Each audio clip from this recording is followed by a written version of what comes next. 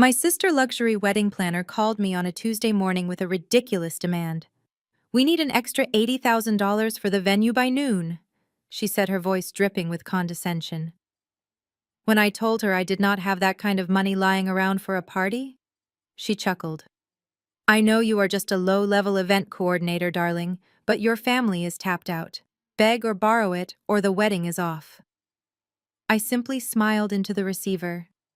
"Have the owner of the estate contact me directly," I replied, and ended the call. 20 minutes later, my phone lit up with a furious message from my sister. "My name is Gwen. I am 33 years old, and for the past 15 years, I have been the black sheep of my family. I am a hospitality and real estate executive, though my family firmly believes I am a struggling assistant planning cheap corporate retreats." Before I continue this story, let me know where you are watching from in the comments below. Hit like and subscribe if you have ever been underestimated by the people who should have supported you the most. The morning started peacefully in my Manhattan penthouse overlooking Central Park.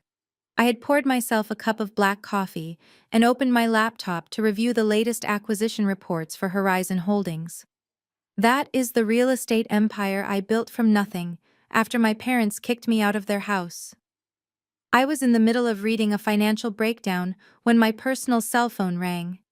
The caller ID showed an unknown number. I answered it with my usual professional greeting. "Is this Gwen?" a sharp nasal voice demanded on the other end of the line. I did not even get a chance to confirm before she launched into her tirade. "This is Giselle. I am the premier wedding planner for your sister Ashley. We have a massive crisis and you need to fix it immediately." I set my coffee mug down slowly. I had not spoken to my sister in 3 months. Our relationship consisted of her calling me only when she needed someone to belittle. "What kind of crisis?" I asked, keeping my tone entirely neutral.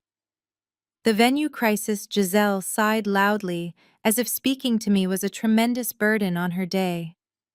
"Ashley is getting married at the Monarch Estate in the Hamptons. It is the most exclusive property on the East Coast. Only top-tier elites can even secure a booking there. Your parents, Richard and Barbara, promised to cover the entire cost to impress the groom's family. But suddenly, their credit lines are bouncing. We need an extra $80,000 to secure the presidential suite and the private beach access. Your mother told me to call you to collect the balance." I stared at my reflection in the window. My parents were supposedly wealthy importers, but I knew their business had been struggling for a while. Now they were trying to force me to foot the bill for a party I was barely invited to. "I am sorry, Giselle," I said calmly. "Why exactly is this my responsibility?" Giselle let out a harsh, mocking laugh. "Because you are the older sister, Gwen. Your parents are restructuring their assets right now. Ashley is marrying Trey. He is an investment banker from one of the wealthiest old-money African-American families in Atlanta. This wedding has to be flawless. Your mother said you work in event management. I know you only handle cheap corporate luncheons and you live in some tiny apartment in the outer boroughs, but you need to step up. Take out a loan, max out your credit cards, cash out whatever pathetic savings you have. If you do not pay this $80,000 by noon, the owner of the Monarch Estate is going to cancel the contract." The sheer audacity of the demand was almost impressive. Giselle had no idea who she was talking to. She had no idea that I did not live in a tiny apartment. She certainly had no idea that Horizon Holdings owned several luxury properties across the country, including the very estate she was currently standing in. I leaned back in my leather chair. "I will not be paying you a single cent, Giselle." "Excuse me?" Giselle gasped, her voice pitching upward in outrage. "Do you want to ruin your sister's life? Do you have any idea who you are dealing with? The owner of this estate does not tolerate late payments." I smiled. "I know exactly how the owner operates," I replied. "If there is a billing issue with the contract, have the owner of the estate contact me directly." "Have a wonderful day, Giselle." I pressed the end call button and tossed my phone onto the desk. The Monarch Estate was my crown jewel. I had purchased it 2 years ago and transformed it into a premier destination for the ultra-wealthy. The fact that my parents were trying to rent my own property while actively hiding their financial ruin was a special kind of irony. Exactly 20 minutes later, my phone started vibrating violently across the mahogany desk. It was Ashley. I let it ring 3 times before picking up. "Are you out of your mind?" Ashley screamed into the receiver so loudly, I had to pull the phone away from my ear. "How dare you disrespect Giselle like that? She is the most important planner in New York." "Hello to you too, Ashley," I said. "Do not play games with me, Gwen." She continued, her voice shrill and frantic. "Giselle just called me in tears. She said you refused to pay the venue fee and told her to call the owner. Are you trying to humiliate me in front of Trey and his family? Trey's parents are flying in on a private jet. They expect perfection." "I am not trying to humiliate anyone," I answered evenly. "I am simply refusing to pay $80,000 for a wedding I have no part in." "You owe me this," Ashley snapped. "You have always been jealous of me. Just because mom and dad kicked you out at 18 for refusing to go to law school does not mean you get to ruin my life. You are nothing but a glorified party planner. You should be honored that we are even allowing you to contribute to a high society event. Mom said you need to learn family loyalty." "Family loyalty is a two-way street," I reminded her. "A street this family has never walked down. You are a bitter, pathetic loser." Ashley spat the venom clear in every word. "Trey warned me about you. He said people from the bottom always try to drag successful people down. He comes from a prominent family in Atlanta, and he knows how jealous people like you operate. You better have that money transferred by tonight or you are dead to us. Mom is going to call you next and she is furious." I ended the call without another word. The delusion in her voice was staggering. My family was drowning in debt, attempting to scam a wealthy family into a marriage while treating me like dirt beneath their shoes. They wanted to play a game of wealth and status. As I looked out over the Manhattan skyline, I decided right then and there that I was going to let them play it all the way to the bitter end. Exactly 20 minutes later, my phone illuminated with a new incoming call. The caller ID flashed with my mother's name. I let it ring twice, taking a slow, deep breath to center myself before answering. I did not even have the chance to say hello before Barbara unleashed her fury. Her voice was a screeching siren that forced me to hold the device an inch away from my ear. "You ungrateful, spiteful little brat," my mother screamed. "I just had to spend 20 minutes consoling your sister because she was hyperventilating into a paper bag. Giselle is threatening to walk off the job and take her entire vendor team with her. How dare you speak to a professional of her caliber that way? How dare you jeopardize the most important day of your sister's life over your petty, pathetic jealousy?" I leaned back in my chair, watching the cursor blink on my computer screen. "I am not jealous, Mom. I simply refuse to be extorted for $80,000 to fund a party." "Extorted," she gasped, as if the very word wounded her soul. "We are your family. We are offering you the privilege of contributing to a monumental milestone. But I should have known you would do exactly this. I told your father we should have completely cut ties with you the day you packed your bags at 18. You have been a massive disappointment since the moment you dropped out of law school." Her words were designed to cut deep, to drag me back to a time when I was young and vulnerable. She wanted to remind me of the night she and my father threw me out onto the street. I remembered the cold rain soaking through my thin jacket as my father tossed my single suitcase down the front steps. I remembered my mother standing on the porch, her arms crossed, telling the neighbors that I was just going through a rebellious phase and needed tough love. They had my entire life mapped out. A prestigious law degree, a corner office at a top-tier firm, a respectable life they could brag about at their country club. When I told them I wanted to pursue real estate and property development, they looked at me like I had committed a crime. "You threw all our sacrifices back in our faces to peddle cheap houses like some street corner hustler," my mother yelled through the phone, echoing the exact insults she had used 15 years ago. "You humiliated this family, Gwen. You dragged our good name through the mud to chase a pipe dream. And look where it got you. A nobody coordinating cheap events while your sister is about to marry into a dynasty." I remained absolutely silent, letting her exhaust her own breath. I remembered sleeping in my beat-up car, eating instant noodles and studying market trends by the streetlights. I remembered flipping my first dilapidated property, then my 10th, until I had enough capital to buy out the very firms my parents worshipped. They still thought I was a lowly event coordinator who dabbled in real estate on the side. They never bothered to actually check on my life. They never realized that the street corner hustler had become the sole owner of Horizon Holdings, a multi-billion-dollar empire. We are on the verge of the most important merger of our lives. My mother continued, her tone shifting from rage to a frantic desperation. Trey's family is flawless. They are absolute royalty in Atlanta. Old money, impeccable reputation, unparalleled connections. Your father and I are positioning this family for a massive financial elevation, and you are acting like a petulant child over a measly $80,000. Do you have any idea how hard we are working to keep up appearances? If Trey comes from such immense wealth, why is he not covering the venue shortage? I asked, keeping my voice perfectly calm, knowing exactly how to strike a nerve. That is not how high society works, my mother snapped defensively. We are the bride's family. We host. We provide the venue. It is a matter of pride and tradition. But of course you would not understand that. You live in a different world, a small, pathetic world, where $80,000 actually means something.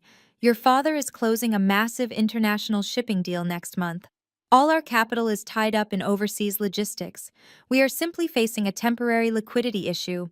Temporary liquidity issue. That was a fancy term for being flat broke. David, my head lawyer, had already briefed me on Richard's failing import business. They were drowning in debt, scrambling to keep up the facade of wealth. Listen to me very carefully. My mother's voice dropped to a lethal hissing whisper. Your father has booked a private table at a very exclusive restaurant tonight. 8 o'clock sharp. You are going to put on a decent dress if you even own one, and you are going to show up with a cashier's check for $80,000. You will hand it to me quietly. You will apologize to your sister for the stress you have caused her today, and you will be extremely polite to Trey. And if I refuse, I challenge softly. If you can manage to follow these simple instructions without embarrassing us, I will personally speak to Ashley. My mother offered, her voice dripping with fake magnanimity. I will convince her to let you attend the ceremony. We will find a seat for you in the back, away from the cameras and Trey's relatives. You can finally be part of this family again. This is your chance to make amends, Gwen. This is your chance to buy back your place in this family and wipe away the shame you caused us 15 years ago. I looked at the Horizon Holdings logo glowing on my computer screen. I looked at the digital deed to the Monarch estate sitting safely in my encrypted vault. They wanted to charge me $80,000 for a seat in the back row of my own property. They wanted me to fund their elaborate scam to trap a wealthy family into marriage. I will be at the dinner tonight, I said softly, a genuine smile finally touching my lips. I look forward to discussing the exact cost of my redemption. Do not be late, my mother commanded. And for heaven's sake, try to look like you belong in a fine dining establishment. We do not want Trey thinking we associate with the lower class. She ended the call with a sharp click. I set my phone down and stood up, walking over to the floor-to-ceiling windows of my penthouse. The city buzzed below me, completely unaware of the storm I was about to unleash. My parents wanted to play a game of wealth and status. They wanted to parade their golden child and her elite fiancé in front of me while demanding my money. They had no idea that they had just invited the predator into the very trap they had set. I turned away from the floor-to-ceiling windows and walked back to my massive mahogany desk. The afternoon sun cast long shadows across the imported Turkish rug, but my focus was entirely on the glowing monitors in front of me. I logged into the secure internal network of Horizon Holdings. The biometric scanner chimed a soft tone, verifying my identity as the sole founder and chief executive officer of the corporation. The dashboard loaded, displaying real-time data from dozens of luxury commercial properties, boutique hotels, and elite event spaces across North America. I typed a specific property code into the search bar, the Monarch Estate. Instantly, the screen populated with highly confidential documents. I clicked on the master deed. There it was in stark black and white. 100% ownership vested entirely in my name under a subsidiary holding company. I had purchased the sprawling Hamptons property 2 years ago when it was facing foreclosure from its previous owner. I poured millions into renovating the grand ballroom, the private beach access, and the infamous presidential suite. It was now the most coveted wedding destination for billionaires, celebrities, and foreign dignitaries. And now my parents, who had literally thrown me into the freezing rain 15 years ago, were trying to rent my property to impress a wealthy family from Atlanta. The irony was almost too heavy to carry.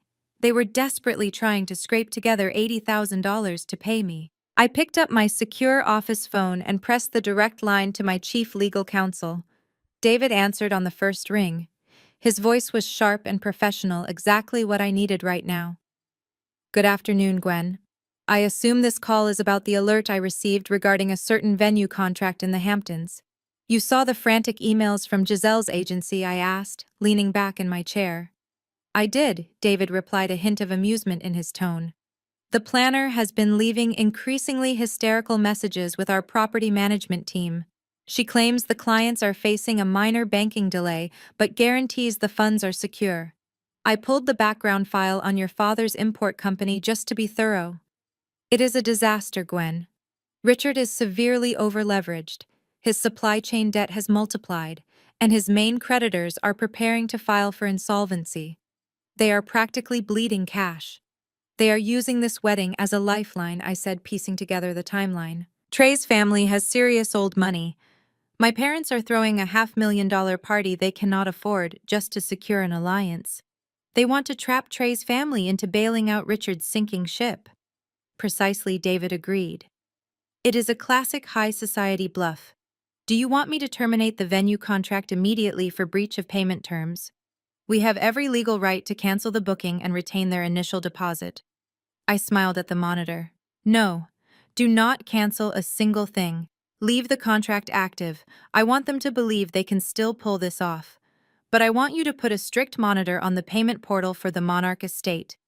Let me know the exact second they attempt to run a credit card or wire a payment. I have a feeling they are going to do something incredibly stupid to get their hands on that $80,000. Understood, Gwen.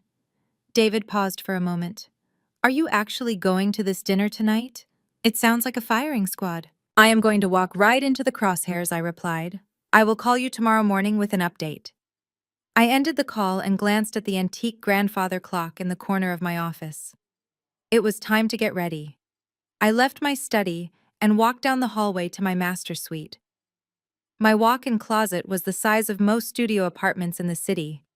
It was meticulously organized, displaying rows of custom-tailored designer suits, silk evening gowns, and limited-edition Italian leather shoes. This was the wardrobe of a woman who commanded boardrooms and negotiated 9-figure acquisitions. But that was not the woman my family requested tonight.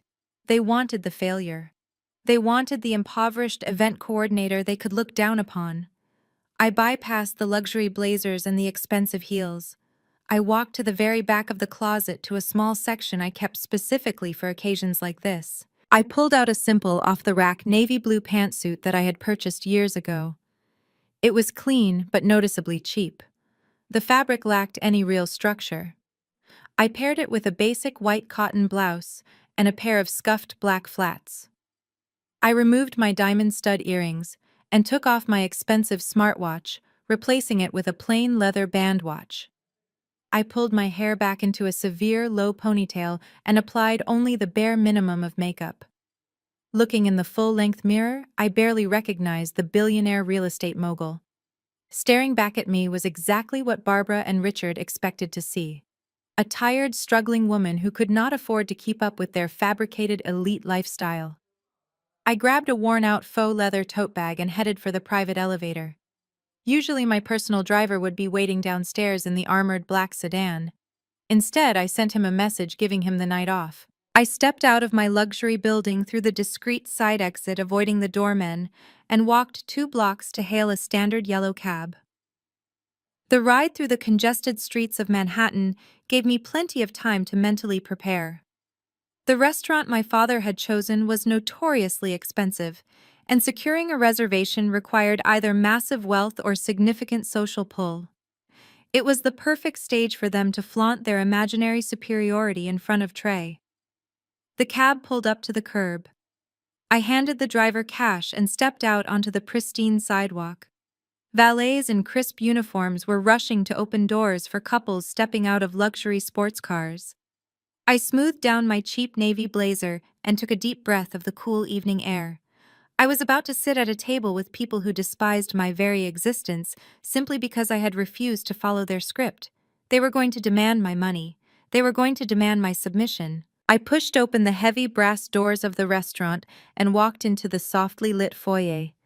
The host looked me up and down, his eyes briefly lingering on my scuffed flats before plastering on a polite professional smile. I gave him my father's name. He nodded and gestured for me to follow him into the main dining room. The game was officially on. The host led me through a labyrinth of crystal chandeliers and velvet booths. The restaurant hummed with the hushed conversations of Wall Street executives and socialites. At the far end of the room, nestled in a semi-private alcove, I spotted my family. My mother, Barbara, wore an emerald silk dress that undoubtedly cost more than the average monthly rent in the city. My father, Richard, sat rigidly beside her in a bespoke tuxedo, trying to project an aura of untouchable wealth. Ashley sat across from them, draped in designer labels, looking every bit the spoiled heiress they had raised her to be. When I approached the table, the conversation instantly died. My mother's eyes swept over my cheap navy pantsuit and scuffed flats. Her lips thinned into a hard line of absolute disgust. She did not stand to greet me. None of them did. "You actually wore that," my mother hissed, her voice low to avoid attracting the attention of the nearby tables. "I specifically told you to dress appropriately, Gwen. We are meeting Trey here tonight." "It is clean and professional," I replied, pulling out the only empty chair available. They had deliberately assigned me the worst seat at the table. I was placed at the very end, practically jutting out into the main walkway right next to the swinging doors of the kitchen. It was the physical manifestation of my place in this family. An afterthought. An embarrassment to be kept on the fringes. Before my father could launch into a lecture about my appearance, the maitre d' stepped aside to reveal Trey. My future brother-in-law walked into the alcove with the effortless glide of a man who owned the world. Trey hailed from a prominent African-American family in Atlanta with generational wealth rooted in banking and real estate. He wore a flawless charcoal suit that hugged his athletic frame, perfectly paired with a vintage luxury watch that signaled exactly how much money he managed. He commanded attention, and he knew it. Trey kissed Ashley on the cheek and firmly shook my father's hand. Richard practically beamed with desperate approval, treating Trey less like a future son-in-law and more like a savior. Trey took the seat at the head of the table right next to Ashley, exuding absolute superiority. Then his dark, assessing eyes landed on me. He looked at my unstyled hair and my wrinkled blazer with a mixture of pity and amusement. "You must be Gwen," Trey said, leaning back in his chair and swirling the expensive bourbon the waiter had just handed him. "Ashley warned me you had a rather unique sense of style. I suppose the event planning business is not particularly lucrative these days." I smiled tightly. "The hospitality industry has its ups and downs, Trey. I manage just fine." "Manage is a word people use when they are failing, but refuse to admit it," Trey countered smoothly. His voice carried that distinct Southern elite charm, masking the absolute venom in his words. "Ashley tells me you are struggling to pull your weight for the wedding. She was practically in tears this afternoon because you threw a tantrum over a basic venue fee." I looked directly at Ashley, who suddenly found her water glass incredibly interesting. She had clearly spun a massive lie to her fiancé, painting me as the bitter, impoverished sister trying to ruin her big day. "I simply prefer to keep my finances separate from family matters," I told Trey, keeping my tone perfectly measured. Trey let out a short, condescending laugh. Finances implies you actually have capital to manage, Gwen. Let us be honest here. You live in a cramped apartment and organize budget retreats for mid-level managers. My family operates on a different echelon. We value legacy and wealth. When Ashley marries into my family, she becomes part of an empire. It reflects poorly on us to have a sister-in-law who cannot even afford a proper dress, let alone contribute to the wedding fund. He reached inside his tailored jacket and pulled out a sleek, matte black business card. With a flick of his wrist, he tossed it across the white tablecloth. The card slid and stopped right next to my water glass. I looked down at it. It bore the logo of one of the most ruthless investment banks in the financial district. His name was printed in bold gold lettering as a senior managing director. "Call my human resources department tomorrow morning," Trey ordered, his tone dripping with fake charity. "I will personally authorize them to bypass the usual background checks. We need someone to man the front desk on the 4th floor. You will be answering phones and fetching coffee for real executives. It pays a decent hourly wage. If you work enough overtime, you might just save up enough to buy Ashley a decent wedding gift. Or at the very least pay off whatever debts are making you so miserable." My mother let out a small, delighted gasp. "Oh, Trey, that is incredibly generous of you. Gwen, you should thank him immediately. This is the opportunity of a lifetime for someone in your position." My father nodded vigorously. "A stable job at a prestigious bank is exactly what you need, Gwen. It is time to stop playing around with those silly little events and get a real job. Trey is handing you a lifeline. Take it." I slowly picked up the business card. I ran my thumb over the embossed gold lettering. Trey was a senior managing director at a firm that Horizon Holdings had completely outbid on a massive commercial real estate acquisition just 3 weeks ago. His firm had lost millions on that deal because my team had crushed their proposal. And here he was sitting across from me, offering me a minimum wage job to answer his phones. The urge to laugh was almost suffocating. I wanted to drop my own titanium black card on the table and watch the color drain from his arrogant face. I wanted to tell him that my company could buy his entire department and liquidate it before dessert was served. But I needed them to dig their own graves. I needed them to commit completely to their delusion. I carefully tucked his business card into my cheap faux leather tote bag. "I appreciate the offer, Trey," I said, my voice quiet and steady. "I will certainly keep your front desk in mind if my current ventures do not pan out." Trey scoffed, taking a long sip of his bourbon. "Suit yourself. But do not expect any handouts from my family when you finally go bankrupt. We do not subsidize failure." The waiter arrived then, carrying silver trays of appetizers, creating a brief pause in the hostility. But I knew the main event was yet to come. My father had not called me here just to let Trey insult my career. They needed $80,000 to pay the venue owner. They needed my money to pay me. And I sat quietly in my corner seat, waiting for Richard to make his desperate move. The waiters cleared the silver appetizer plates with practiced efficiency, leaving behind a heavy, suffocating silence at our table.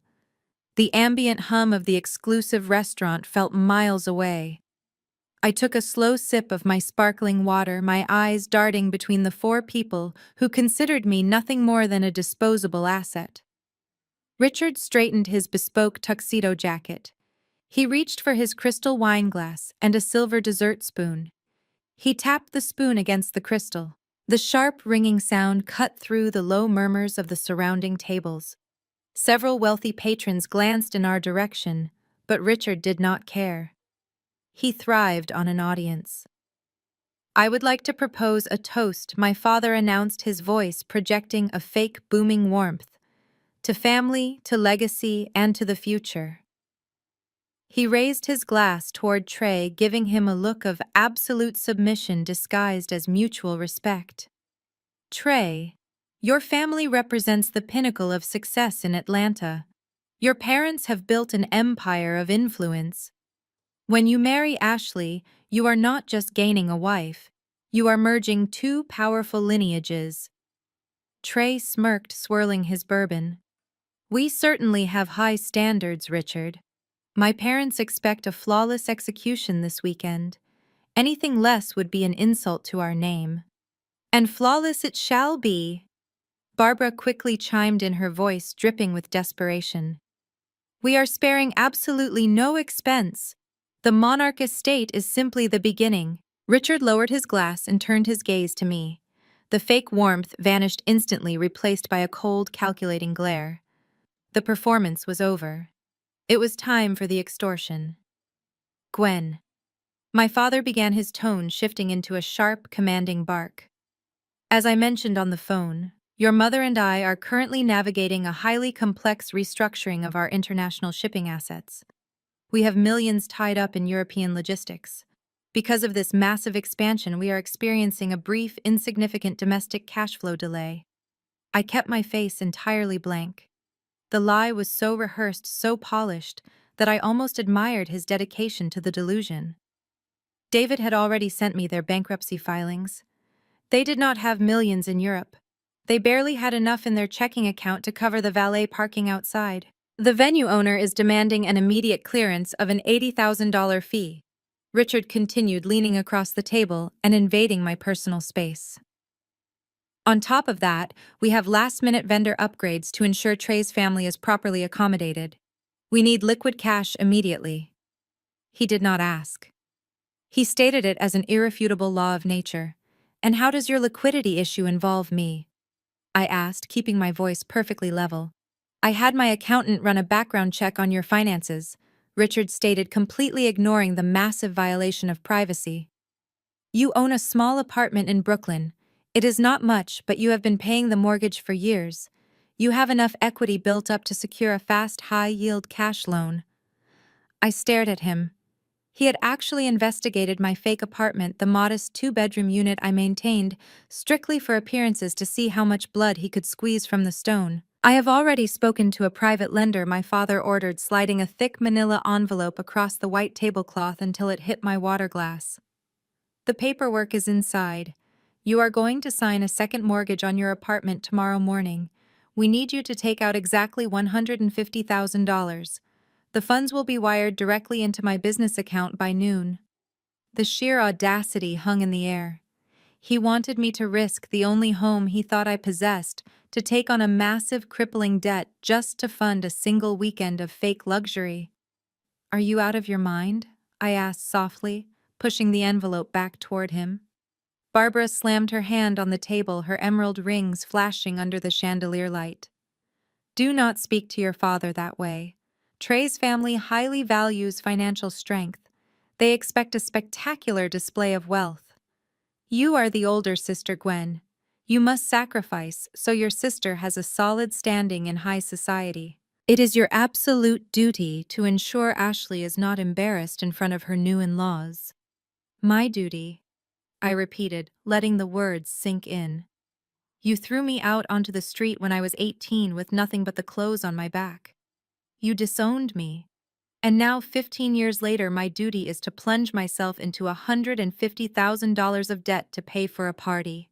It is not just a party, Ashley shrieked, her voice echoing loudly enough that the maitre d' took a hesitant step toward our alcove.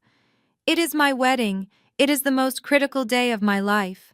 You live a pathetic, miserable existence anyway. What does it matter if you have to pay off a loan for the next 20 years?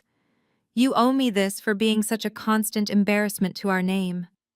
Trey chuckled, shaking his head as if he were watching a pathetic reality television show.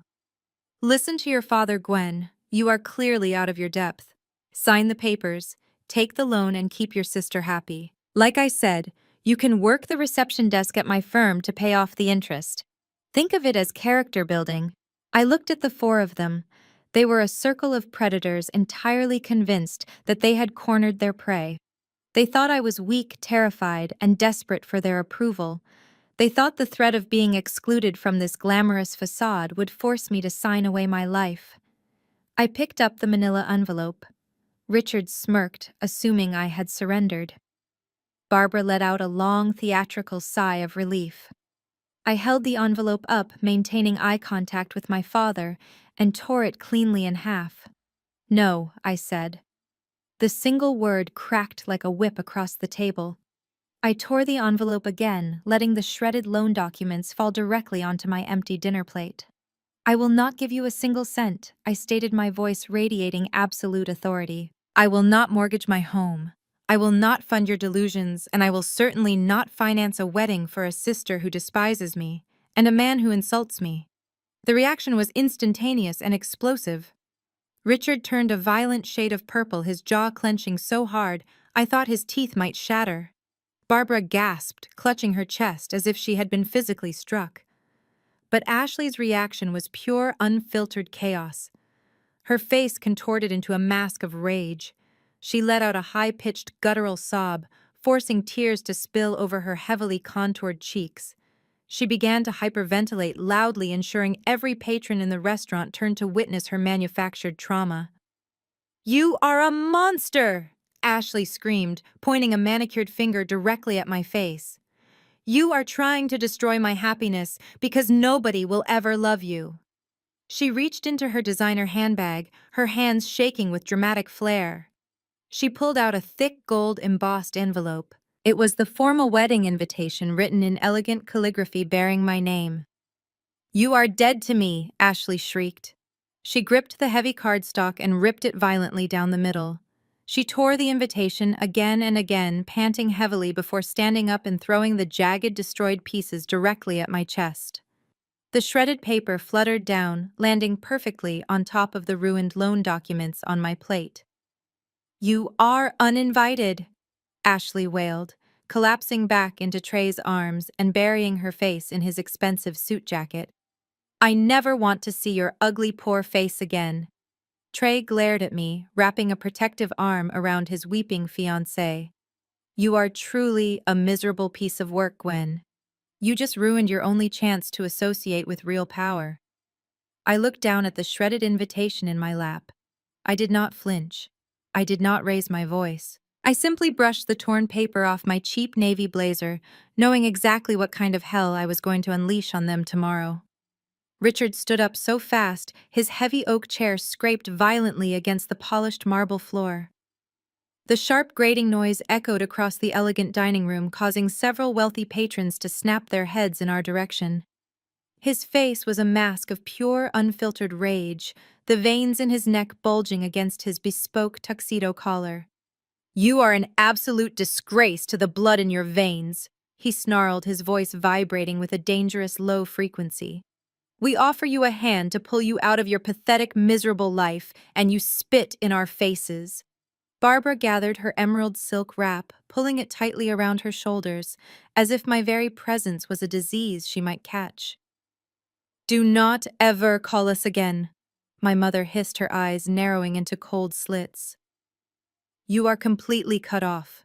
When your miserable little event planning gig goes under, do not come crawling back to us begging for shelter. You are entirely on your own in this world." Trey helped Ashley to her feet, keeping one protective arm around her waist, while she continued to produce fake, tearless sobs. "Let us go," Trey commanded, glaring down at me with absolute contempt. "She is not worth another second of our time. People like her are destined to stay at the bottom. She lacks the vision and the class to ever understand what we are building." Before turning away, Richard reached into the inner pocket of his tuxedo jacket. For a split second, I thought he was actually going to pay for the extravagant meal they had just consumed to maintain his wealthy facade in front of Trey. Instead, he raised his hand and snapped his fingers aggressively at the nearest waiter. The young man hurried over, carrying a sleek black leather check holder. Richard snatched it from the waiter's hands and tossed it directly onto my chest, right over the shredded pieces of the wedding invitation. "Consider this your final lesson in family loyalty," my father sneered, leaning over the table. "Since you refuse to contribute a single cent to your sister's future, you can pay for her dinner. Trey ordered the vintage reserve bourbon, and your mother had the imported caviar. It is the least you can do. Maybe washing dishes in the back kitchen tonight will teach you some much-needed respect for your betters." They turned in unison and marched out of the alcove, a parade of toxic entitlement and fake superiority. I sat completely still, watching their retreating backs as they navigated through the maze of crystal chandeliers and velvet booths. They held their heads high, projecting an image of untouchable elite status. They did not look back once. They walked out of the heavy brass doors, stepping into the crisp Manhattan night, leaving me alone at a table littered with half-eaten lobster tails, empty bourbon glasses, and shredded documents. The young waiter stood awkwardly nearby, shifting his weight from one foot to the other. He had witnessed the entire humiliating spectacle. He looked at my cheap navy blazer, my unstyled hair, and my scuffed flats. I could see the panic and deep pity in his eyes. He clearly thought I was a struggling working-class woman who had just been abandoned by her cruel relatives with a massive bill she could never afford. The surrounding tables had fallen silent, casting sympathetic but uncomfortable glances in my direction. I calmly picked up the leather folder from my lap and opened it. The total printed at the bottom of the receipt was exactly $1,542. It was a staggering, crippling amount for an ordinary event coordinator living paycheck to paycheck. It was a mere rounding error for the chief executive officer of Horizon Holdings.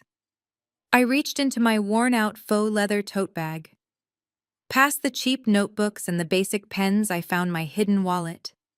I bypassed the standard debit cards I used to maintain my impoverished cover identity. Instead, I slid my fingers into the concealed back slot and pulled out a heavy, sleek piece of anodized titanium, the exclusive black card, a financial instrument offered by invitation only, strictly reserved for clients with a verified net worth in the hundreds of millions. It had no spending limit. It was the ultimate key to the city's hidden elite ecosystem. I placed the heavy metal card onto the leather folder and held it out to the waiter. He took it hesitantly, expecting a declined debit card. As his fingers brushed the cold, heavy titanium, his eyes widened in shock. He blinked, staring at the minimalist design of the card, then looked back up at my cheap suit. The cognitive dissonance was written all over his face. "I will need the general manager to process this, ma." He stuttered, suddenly realizing that the woman sitting before him was not a victim of circumstance, but a predator in disguise. "I will be right back. Please excuse me."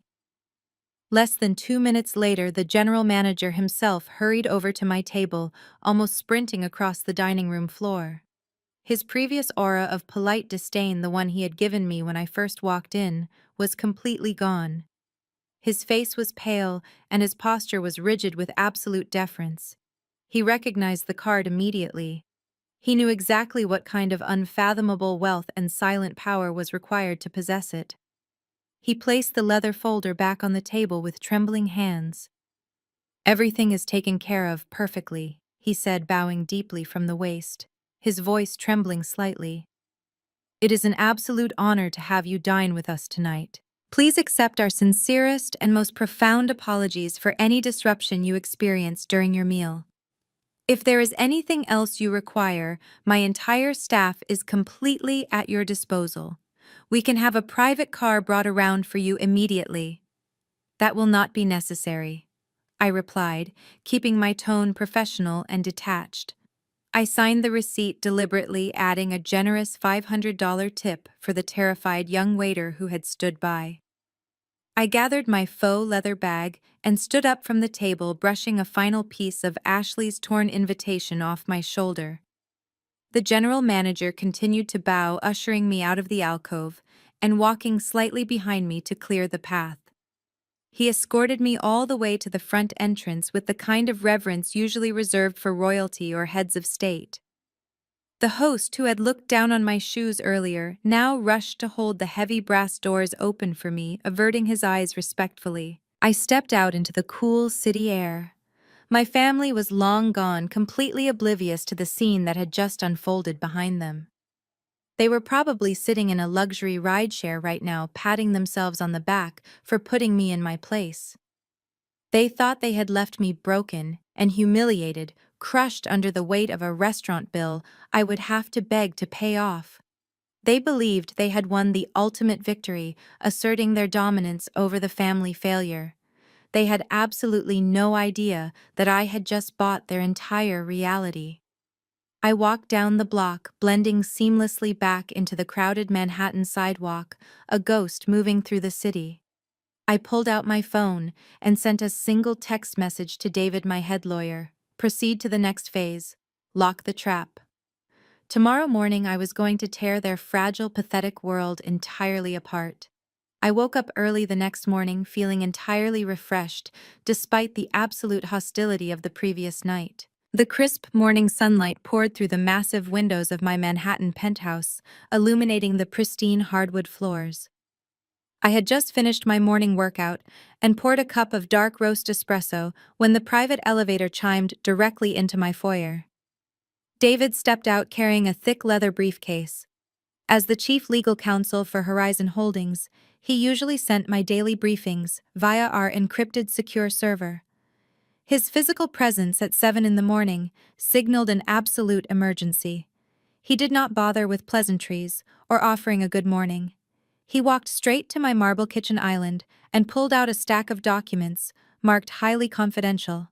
"Gwen, we have a massive breach," he said, his voice tight with urgency as he spread the papers across the granite surface. "I intercepted a severe red flag on your personal credit monitoring matrix at 3 in the morning. Your parents did not just demand you take out a mortgage at the restaurant last night. They had a sinister backup plan ready to execute the moment you refused." I leaned against the counter, taking a slow, deliberate sip of my coffee. "Tell me exactly what they did, David." He slid a printed application form toward me, tapping a manicured finger on the bottom right corner. "Barbara and Richard used your social security number to apply for a $200,000 loan from a highly predatory black market lending group. They bypassed traditional banking security by forging your signature on every single document. They used your old childhood address and fabricated several years of tax returns to make it look like you were applying for emergency business funding to keep a struggling event company afloat." I stared at the forged signature on the bottom line. It was a remarkably accurate copy of my handwriting. They must have practiced it for weeks, anticipating my refusal at the dinner table. They were actively trying to steal $200,000 in my name. They knew the interest rates on these black market loans were exorbitant, designed to trap the borrower in a cycle of endless repayment. They fully intended to take the cash and leave me with crippling debt that would eventually destroy my financial standing and personal credit. They wanted to completely ruin me just to fund Ashley's extravagant wedding. The audacity is staggering. David continued pacing across the wide kitchen floor, his sophisticated suit catching the morning light. But I knew there had to be a deeper reason for them to risk committing a federal crime. I dug into Richard's corporate accounts to understand why they would suddenly turn to shadow lenders. I hacked into the public commercial records and cross-referenced them with their offshore shell companies. "Gwen, your father's import business has been completely bankrupt for 8 full months. They have absolutely zero liquid assets left to their name. Their corporate credit cards are maxed out to the limit, and they are currently facing multiple lawsuits from unpaid overseas suppliers." I looked up from the forged documents, slowly putting the pieces of the puzzle together. The designer clothes my mother wore, the country club memberships they bragged about, the boastful speeches at the restaurant last night. It was all a carefully constructed illusion, a massive, fragile house of cards, waiting for a strong breeze to knock it down. "So how are they paying for a $500,000 wedding?" I asked, my mind calculating the sheer scale of their deception. "They are not," David replied, stopping in front of me and crossing his arms. "They are using this entire wedding as a brilliant bait and switch operation. They are pouring every last stolen cent they can find into projecting an image of extreme wealth to impress Trey's family." Trey belongs to the elite banking sector in Atlanta. His parents control a massive venture capital firm that deals in 9-figure acquisitions. Richard and Barbara are using Ashley to secure a strategic financial alliance. They are planning to pitch a fake expansion project to Trey's father right after the wedding ceremony concludes. They want to extract a $5 million investment from his prestigious family to silently bail out their sinking ship. They are trying to scam the billionaires. The sheer scale of their delusion was almost admirable. They were playing a high-stakes game of poker with absolutely no chips in their hands. They genuinely thought they were the smartest people in the room, outsmarting both me and Trey's arrogant lineage. They were willing to sacrifice my freedom and my future just to maintain their elite facade. "I will call the federal authorities immediately," David stated, pulling out his phone and opening his contacts. "We have enough hard evidence of identity theft and wire fraud to have Richard and Barbara arrested before noon. They will be in handcuffs before they even pick up their morning coffee." I reached out and placed my hand over his phone, pushing it down gently against the marble counter. "No, David," I said, keeping my voice dangerously quiet and perfectly composed. "Do not call the police. Do not alert the authorities. Let them proceed with the illusion." David looked at me in complete disbelief, his eyes widening. "Gwen, they committed a serious felony against you. If this loan processes, you will be legally liable for the initial transfer. You cannot let them get away with this level of financial abuse." I smiled, looking down at the forged signature that was supposed to seal my doom. "They want to play the elite society game. Let us give them the exact rope they need to hang themselves. Contact the lending agency through our backdoor corporate channels. Use our financial leverage to intercept the approval process. I want you to freeze the loan application in a perpetual pending state. Do not explicitly deny it, but do not let the funds transfer under any circumstances. I want Richard and Barbara to log into their portal and see that the money is supposedly on its way. Let them feel the rush of victory. Let them believe they successfully stole my identity and secured the cash to pay the venue owner. They are going to walk into the Monarch estate completely blind to the fact that I own the building and I hold the invisible leash around their necks." The morning after my meeting with David, my phone buzzed with a text message from Ashley. It was a long paragraph dripping with artificial magnanimity.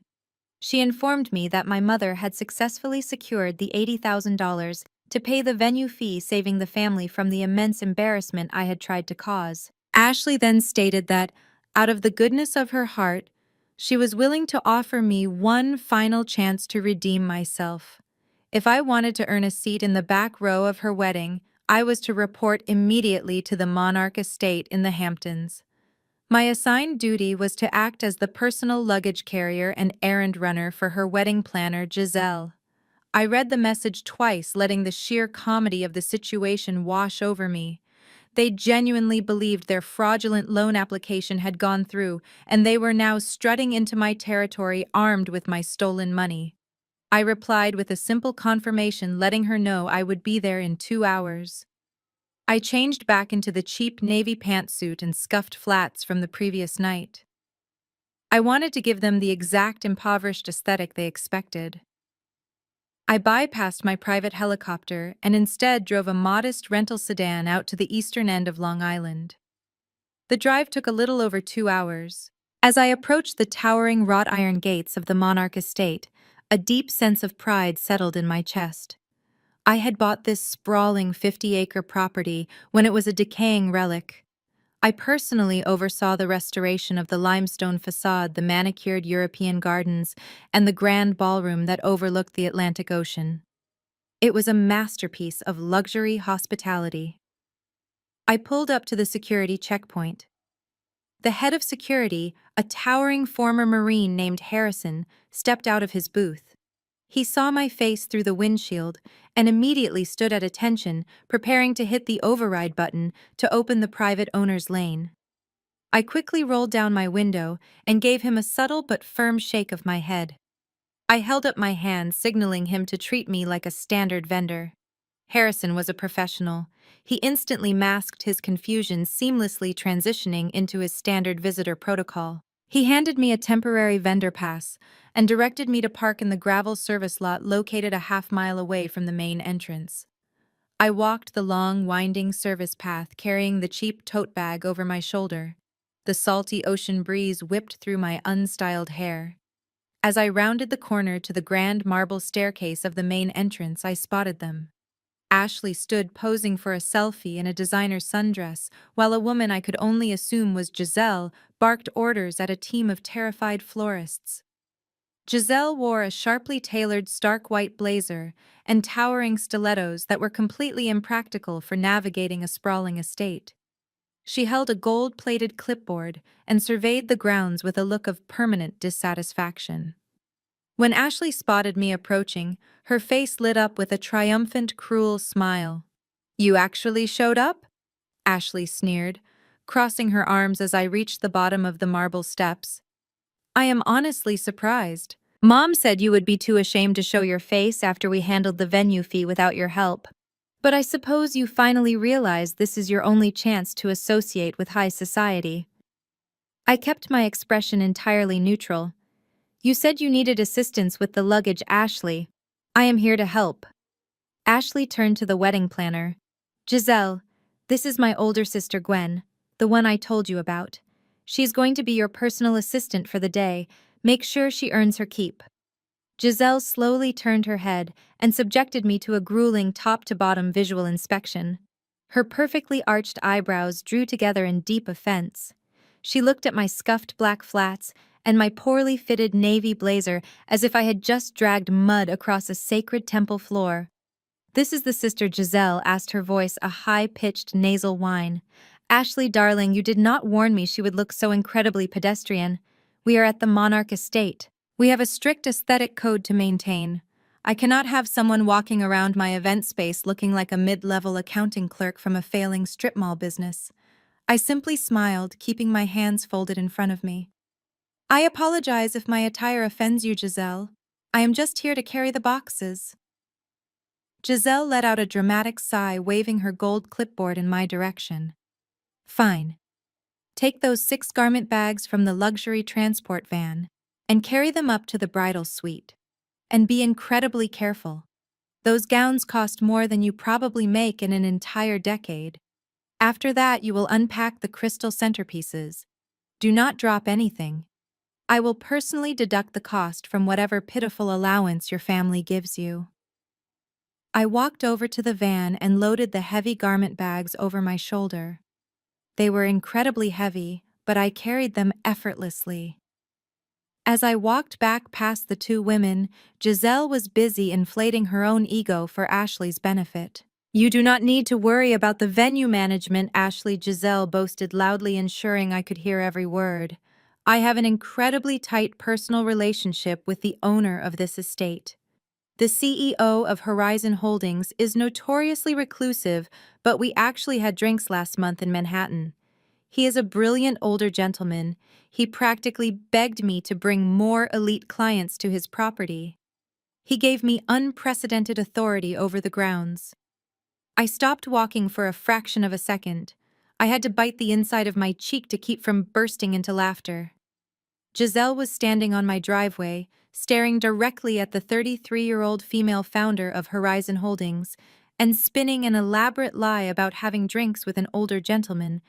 She was trying to weaponize my own fictional identity to intimidate me. "That is amazing," Giselle Ashley fawned, looking at the planner with absolute admiration. "Trey will be so impressed. His family loves people with high-level connections. Maybe you can introduce us to the owner later." "Oh, he is extremely busy," Giselle replied smoothly, brushing a piece of lint off her white blazer. "But if you behave perfectly, I might pull some strings. I have him on speed dial. Now, Gwen, hurry up with those bags. We do not have all day to wait for you to stumble up the stairs." I adjusted the heavy garment bags on my shoulder and gave Giselle a polite, deferential nod. "Right away, Giselle. I am sure the owner is very lucky to have someone like you representing his interests." I turned and walked up the grand marble staircase, entering the massive gilded foyer of my own property. The crystal chandelier I had personally sourced from a private auction in Paris sparkled above me. The Italian marble floors I had selected echoed beneath my cheap shoes. They were treating me like a peasant in the very castle I had built from the ground up. They were standing on my land, breathing my air, and bragging about phantom connections to my name. I carried the garment bags toward the grand elevator, a silent smile playing on my lips. The trap was set perfectly, and they were sprinting happily right into the center of it. I navigated the grand staircase back down to the main foyer after securely storing the bridal gowns. The sweeping double doors of the Monarch estate were wide open, allowing the coastal breeze to filter into the lobby.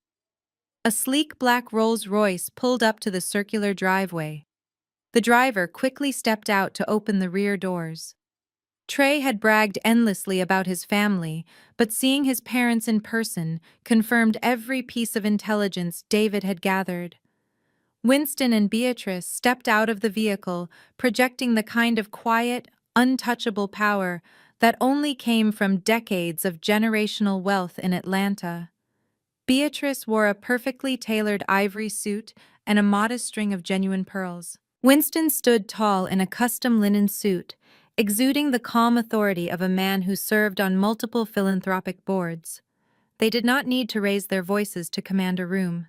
They were the epitome of the Black elite, a family that prioritized dignity, honor, and impeccable public behavior above all else. Unfortunately, my sister possessed absolutely none of those qualities.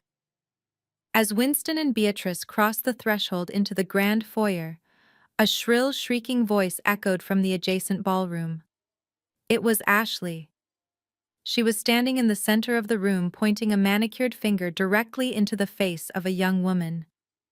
That young woman was my senior floral director, an incredibly talented botanist I had personally recruited from London. I said, stark white. Ashley screamed, her face flushed a blotchy red. Are you completely deaf, or just incompetent? These hydrangeas have a cream undertone. They look like they were picked out of a cheap grocery store bin. I am marrying into a prominent family, and I will not have my reception look like a budget backyard barbecue. Get these out of my sight and replace them immediately before I have Giselle fire you. My senior floral director maintained her composure, keeping her hands clasped professionally in front of her. She handled billionaires on a daily basis and was trained to deal with high-stress clients, but Ashley's behavior was pushing the limits of basic human decency. Winston and Beatrice stopped dead in their tracks at the entrance of the ballroom. The look of profound distaste that washed over Beatrice's face was instantaneous. In her world, a public tantrum was the ultimate sign of low class. Wealth whispered, but trash screamed. Beatrice turned her head slightly to exchange a heavily weighted glance with her husband. Her lips pursed in clear disapproval. This was not the elegant, refined bride Barbara and Richard had promised them. This was a spoiled child throwing a tantrum over a shade of white. My mother Barbara had been hovering near the catering station. When she spotted Winston and Beatrice standing at the doorway witnessing Ashley's humiliating meltdown, panic completely seized her features. The $5 million investment plan was evaporating right before her eyes. She needed a scapegoat immediately to explain away Ashley's atrocious lack of manners. Barbara frantically scanned the room. Her desperate eyes locked onto me as I stood quietly near the doorway holding my cheap tote bag. In a fraction of a second, her vicious survival instinct kicked in. She practically sprinted across the marble floor, grabbing my upper arm with a bruising grip and yanking me forward into the direct line of sight of Trey's parents. Winston, Beatrice. My mother gasped, forcing a wide, breathless smile onto her face as she dragged me toward them. I am so incredibly thrilled you arrived safely. Please forgive the slight elevation in volume you just heard. We are dealing with a rather unfortunate family situation this morning. Beatrice raised a single, perfectly sculpted eyebrow. Her gaze shifted from Ashley, who was still fuming in the center of the room, to me, and then back to my mother. It sounded as though Ashley was quite distressed with the venue staff. Beatrice noted her tone polite, but chillingly cold. We hold the people who work for us to a high standard, but we never forget our manners, Barbara. Oh, it is not the staff at all, my mother lied seamlessly, tightening her grip on my arm until her nails dug into my sleeve. It is Gwen, my eldest daughter. She shoved me slightly forward, presenting me like a piece of defective merchandise. Beatrice and Winston looked at my scuffed flats and my poorly fitted navy blazer. I kept my face entirely devoid of emotion. Gwen has been struggling with some very severe personal and financial failures recently. Barbara continued, her voice dripping with manufactured maternal sorrow. She has always been incredibly jealous of Ashley's success. It breaks my heart to say this, but Gwen has been deliberately sabotaging the floral arrangements and moving the seating charts this morning just to stress her sister out. Ashley is normally the sweetest, most poised girl in the world. But Gwen has pushed her to the absolute breaking point today by ruining the decor. The sheer magnitude of the lie was breathtaking. Barbara was willing to paint her own daughter as a mentally unstable, jealous saboteur just to cover up Ashley's horrific personality. She was feeding me to the wolves to save her fraudulent financial alliance. Beatrice looked at me, her expression hardening. She clearly bought my mother's desperate fiction. In Beatrice's world, a bitter, impoverished older sister trying to ruin a grand wedding was a plausible narrative. It is a terrible shame when family members cannot find it in their hearts to be supportive. Winston added, his deep voice, carrying a note of stern judgment. Jealousy is a destructive force, young lady. You should be uplifting your sister on her momentous day, not causing her unnecessary distress. I looked directly into Winston's eyes. I did not defend myself. I did not scream or cry or call my mother a liar. If I caused a scene right now, I would only validate their assumptions and give my mother exactly what she wanted. I needed them to feel completely secure in their false superiority. I apologize if my presence has caused any disruption to the aesthetic of the morning.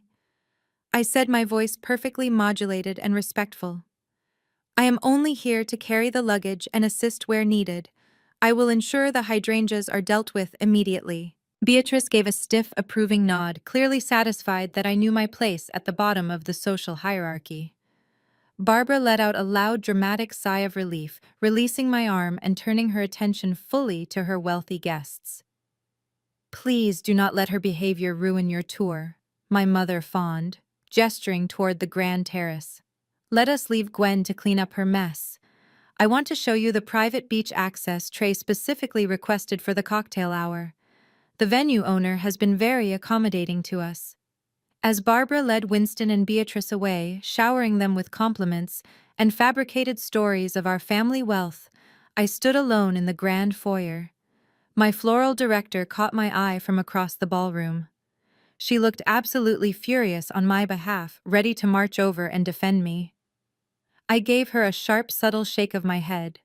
She immediately understood the silent command and returned to her work, ignoring Ashley's continued huffing. My family had just used me as a human shield to protect their fragile scam. They had humiliated me in front of the very people they were trying to defraud. They believed I was trapped under their thumb, forced to swallow their abuse because I was poor and powerless. I picked up my cheap tote bag and walked toward the administrative wing of the estate, a quiet, lethal energy burning in my chest. The game was escalating, and I was about to raise the stakes. I watched my mother guide Winston and Beatrice toward the grand terrace, her nervous laughter echoing against the marble walls. The moment the heavy oak doors closed behind them, the fake maternal warmth completely vanished from her face. She practically sprinted back into the main foyer, her emerald silk dress swishing furiously around her ankles. She grabbed Ashley by the arm, her manicured fingernails digging into my sister's wrist.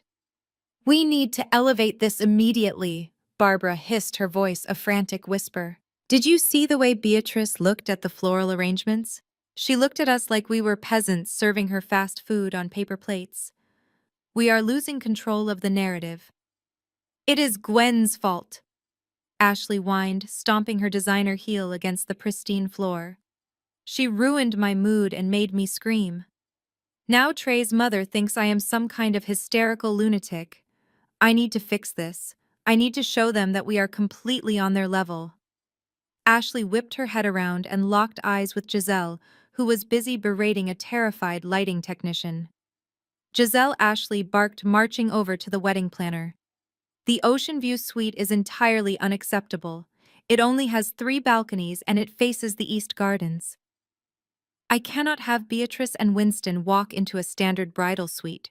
I need the presidential suite. I need the top floor. Giselle lowered her gold-plated clipboard, her perfectly arched eyebrows shooting up toward her hairline. Ashley, darling. The presidential suite was not in your original contract.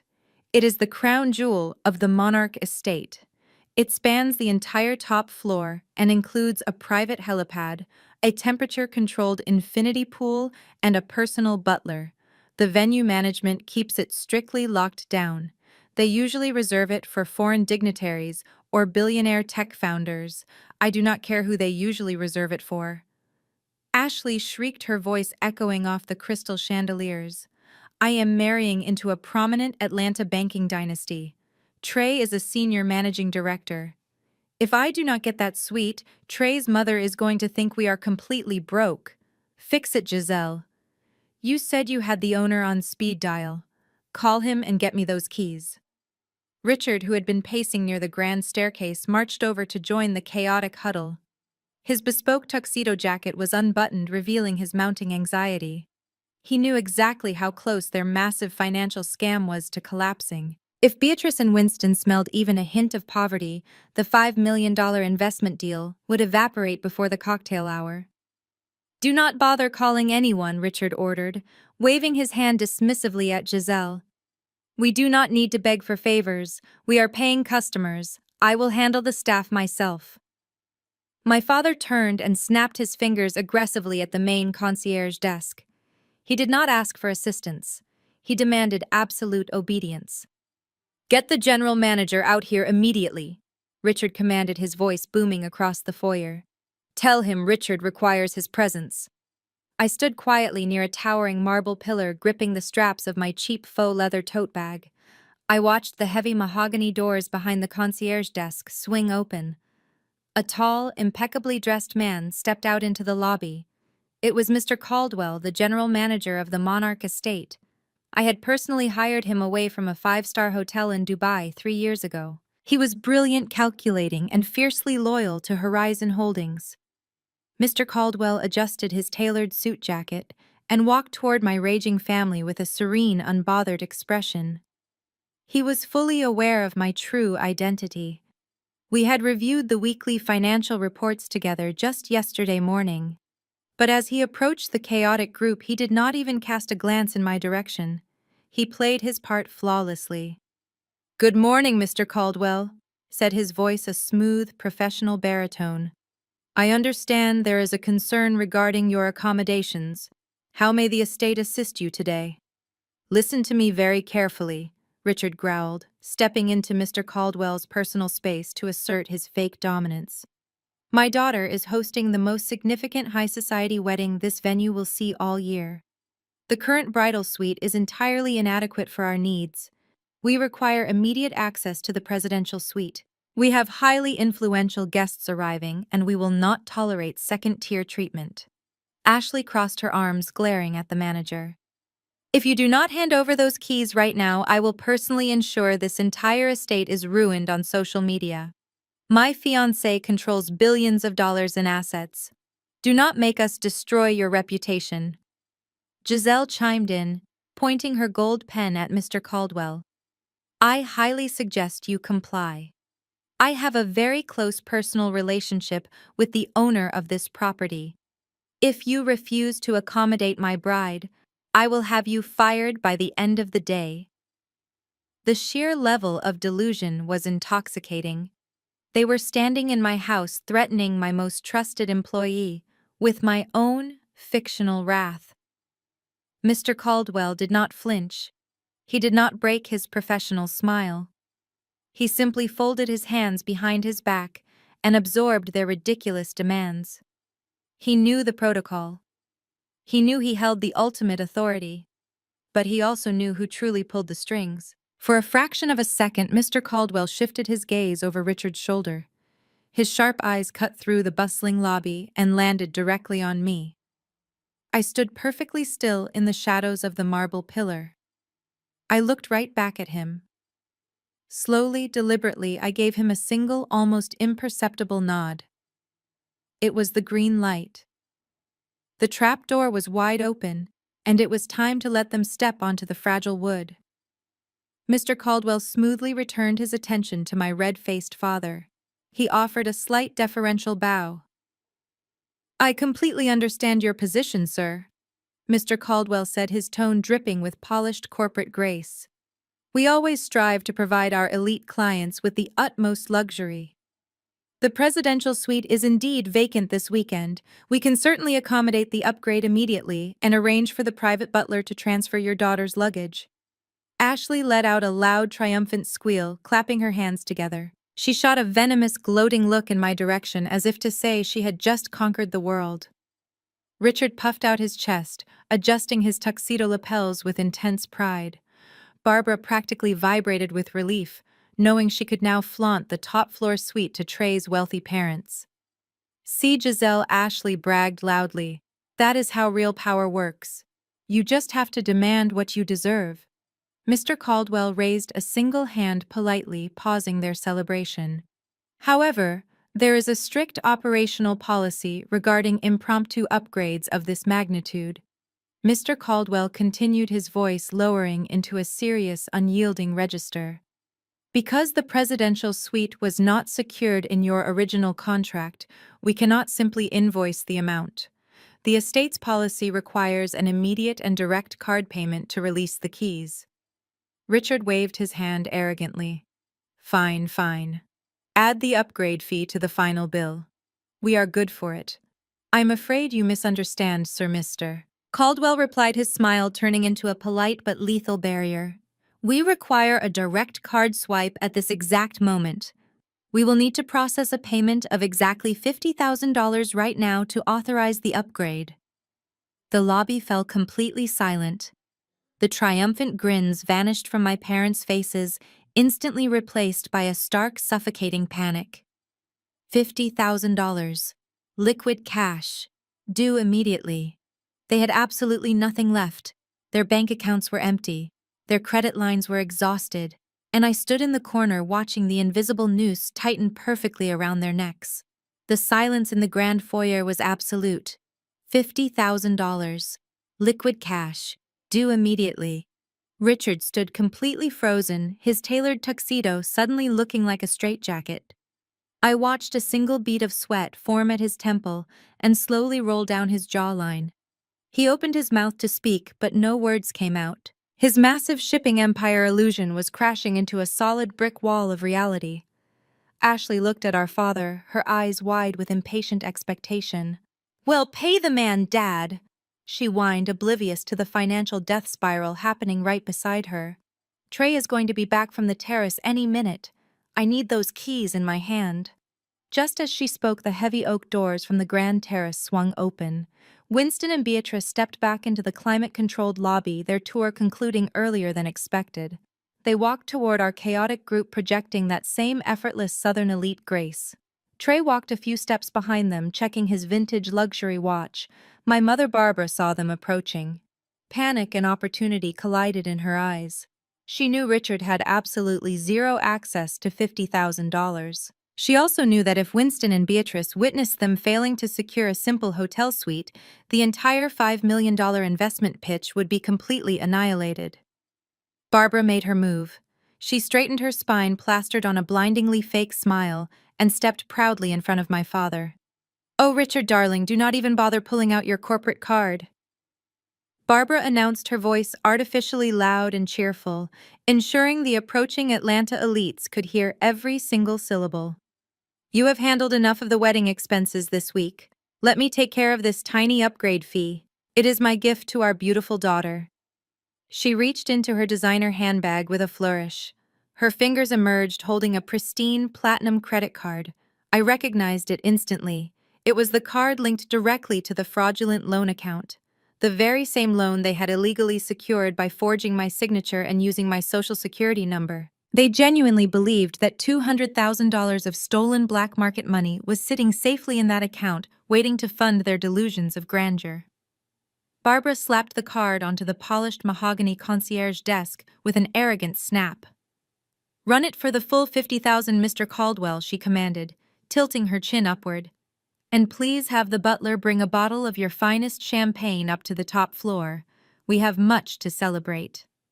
Winston and Beatrice paused a few feet away, polite smiles on their faces, but their sharp eyes were carefully observing the transaction. In their world, screaming out the cost of a hotel room and aggressively slamming down a credit card was the epitome of new money desperation.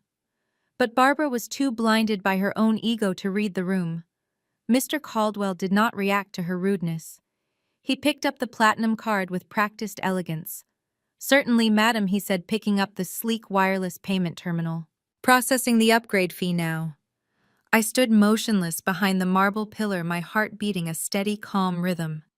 I watched Mr. Caldwell insert the card into the terminal. He pressed the confirmation button.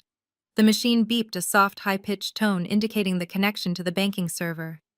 1 second passed.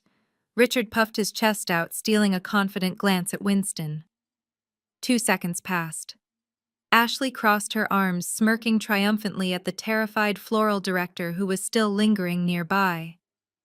3 seconds passed. Then the terminal let out a harsh, jarring double beep. The screen flashed a brilliant, aggressive red. The color reflected directly onto Barbara's pale face. Mr. Caldwell frowned slightly, inspecting the screen. He pulled the card out and wiped the chip with a microfiber cloth. "My apologies, madam," he murmured, his tone entirely neutral. "There seems to be a slight connection issue. Allow me to try inserting it one more time." Barbara let out a forced, airy laugh, glancing nervously over her shoulder at Trey's parents. "Oh, you know how these elite banking security protocols are," she told Beatrice, waving a manicured hand dismissively. "They flag any large transaction instantly to protect our assets. It is honestly such a hassle having top-tier wealth management." Beatrice offered a tight, thin smile that did not reach her eyes. "Indeed," she replied softly. Mr. Caldwell inserted the card again. He pressed the button. The entire lobby seemed to hold its breath. The terminal screamed its harsh double beep again. The red light illuminated the space between them. "I am so sorry, madam," Mr. Caldwell announced, his voice carrying clearly across the silent foyer. "The transaction has been unequivocally declined. The automated banking system is returning a severe error code. It appears the funds have been completely frozen by the issuing institution." The words dropped like a physical weight onto the marble floor. "Declined!" Ashley gasped, taking a step back as if the terminal had physically burned her. "What do you mean, declined? Try it again. Swipe the magnetic strip. I assure you, miss the method of entry will not change the result," Mr. Caldwell stated, placing the useless piece of plastic back onto the mahogany desk. "The account is entirely locked. We cannot process the $50,000 upgrade fee. The Ocean View Suite remains your current accommodation." Barbara's face drained of all color. She looked like a ghost standing in her expensive emerald dress. Her hands began to tremble violently. She snatched the card off the desk, staring at it as if it had betrayed her. "That is impossible," Barbara stammered, her voice cracking with raw, unfiltered panic. "There is $200,000 in that specific account. I verified it myself just yesterday. The bank must be making a catastrophic error." Winston's polite smile vanished. He exchanged a very sharp, very serious look with his wife. A family claiming to be international shipping magnates should never face a declined card for a $50,000 hotel bill. A true billionaire would simply pull out another card or make a quick phone call to a private wealth manager. Barbara's sweating, shaking panic was a massive, glaring red flag. Trey stepped forward, his jaw tight with embarrassment. "Is there a problem here, Barbara?" he asked, his tone dripping with newly formed suspicion. "If you need me to cover this minor expense, I can easily arrange it." "No!" Richard shouted far too quickly and far too loudly. My father stepped in front of my mother, physically blocking her from the terminal. His forehead was slick with heavy perspiration. He let out a loud, booming laugh that sounded entirely maniacal. "Absolutely not," Richard barked, slapping Trey on the shoulder with forced camaraderie. "It is just a ridiculous security hold. Our corporate accounts are undergoing a massive international audit today because of the new European merger. My finance team must have accidentally locked the personal cards during the sweep. We will have it sorted out in 5 minutes." Beatrice narrowed her eyes. Her gaze cut right through Richard's pathetic lie. An international audit does not freeze a personal credit line. She knew it. Winston knew it. Trey knew it. The polished elite facade my parents had spent months building was fracturing right in front of them, exposing the desperate, impoverished reality underneath. Ashley, you will stay in the Ocean View suite for now, Barbara commanded, her voice high-pitched and frantic. She grabbed Ashley by the arm, dragging her away from the concierge desk. We have actual wedding business to attend to. We cannot stand around dealing with incompetent banking technology. But I want the top floor. Ashley whined, digging her heels into the marble floor. We will fix it later. Richard snapped his eyes, darting wildly toward Winston and Beatrice. Let us go outside. The air in here is incredibly stuffy. We need to review the seating charts immediately. Richard and Barbara practically sprinted toward the main entrance, pushing Ashley along with them. They did not look back. They did not apologize to Mr. Caldwell. They fled the scene of their humiliation like criminals fleeing a heist gone wrong. Trey followed them, his expression dark and calculating, while Winston and Beatrice walked slowly behind, whispering quietly to each other. Their trust in my family was fundamentally broken. I stepped out from behind the towering marble pillar. I watched the heavy doors swing shut behind them. I picked up my cheap faux leather tote bag, adjusting the strap over my shoulder. My heart beat with a steady, calm rhythm of absolute victory. The first domino had fallen. They were running back to their cars, terrified and confused, completely unaware that the fire burning down their world had been lit by the daughter they threw away. I walked out of the grand mahogany doors of the Monarch estate and breathed in the crisp ocean air. The valet brought around my rental sedan, and I tipped him generously before sliding into the driver's seat. As I steered the car out of the gravel service lot and onto the main highway leading back to Manhattan, my personal cell phone began to vibrate violently against the center console. The caller ID flashed with my mother's name. I let it ring for a solid minute, enjoying the visual representation of her absolute panic. When I finally pressed the answer button, I did not even have the chance to speak. Barbara's voice exploded through the car speakers like a shattered glass window.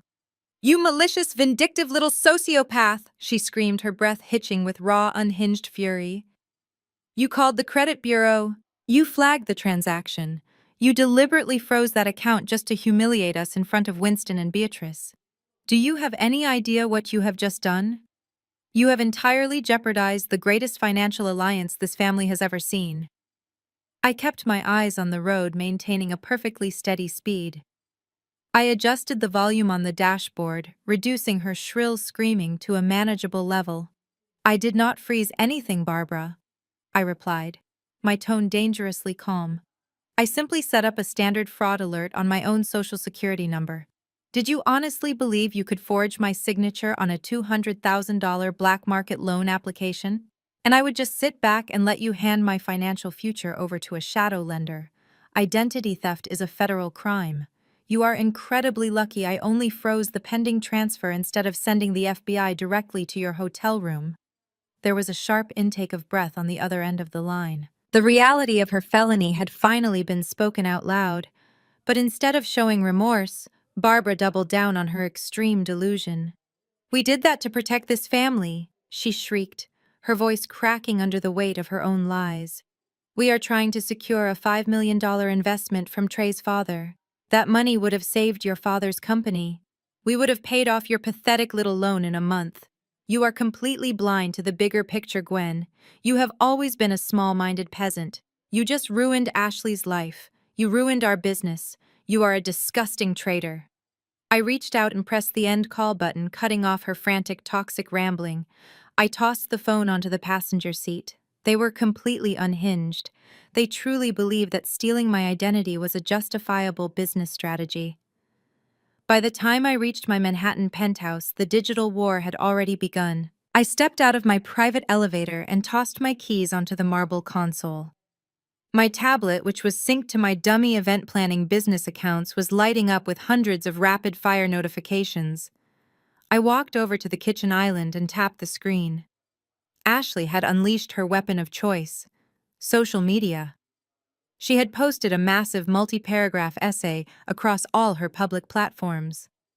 The main image was a carefully curated photograph of herself, sitting on the balcony of the Ocean View suite, looking tragically out toward the ocean holding a tissue to her face. She looked like a flawless, heartbroken victim. I began reading the caption. It was a masterpiece of elite manipulation. It breaks my heart to write this just days before I marry the man of my dreams, Ashley wrote. But toxic family members must be exposed.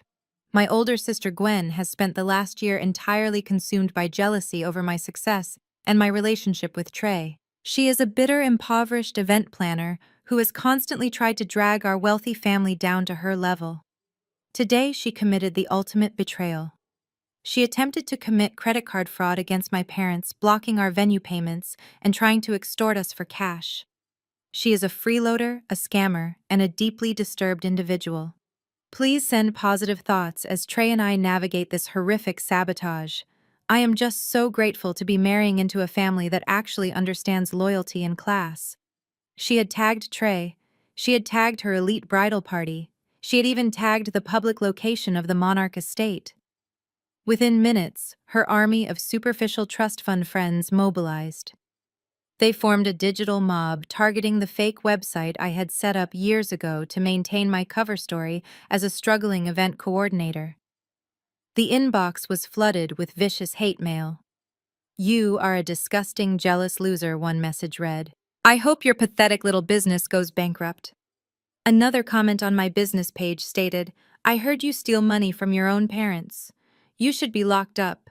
You will never plan another event in this city again." They were leaving fake one-star reviews. They were calling me a fraud. They were trying to completely obliterate a business that did not actually exist. My secure encrypted phone rang. It was David. He sounded incredibly tense. "Gwen, tell me you are looking at this digital circus?"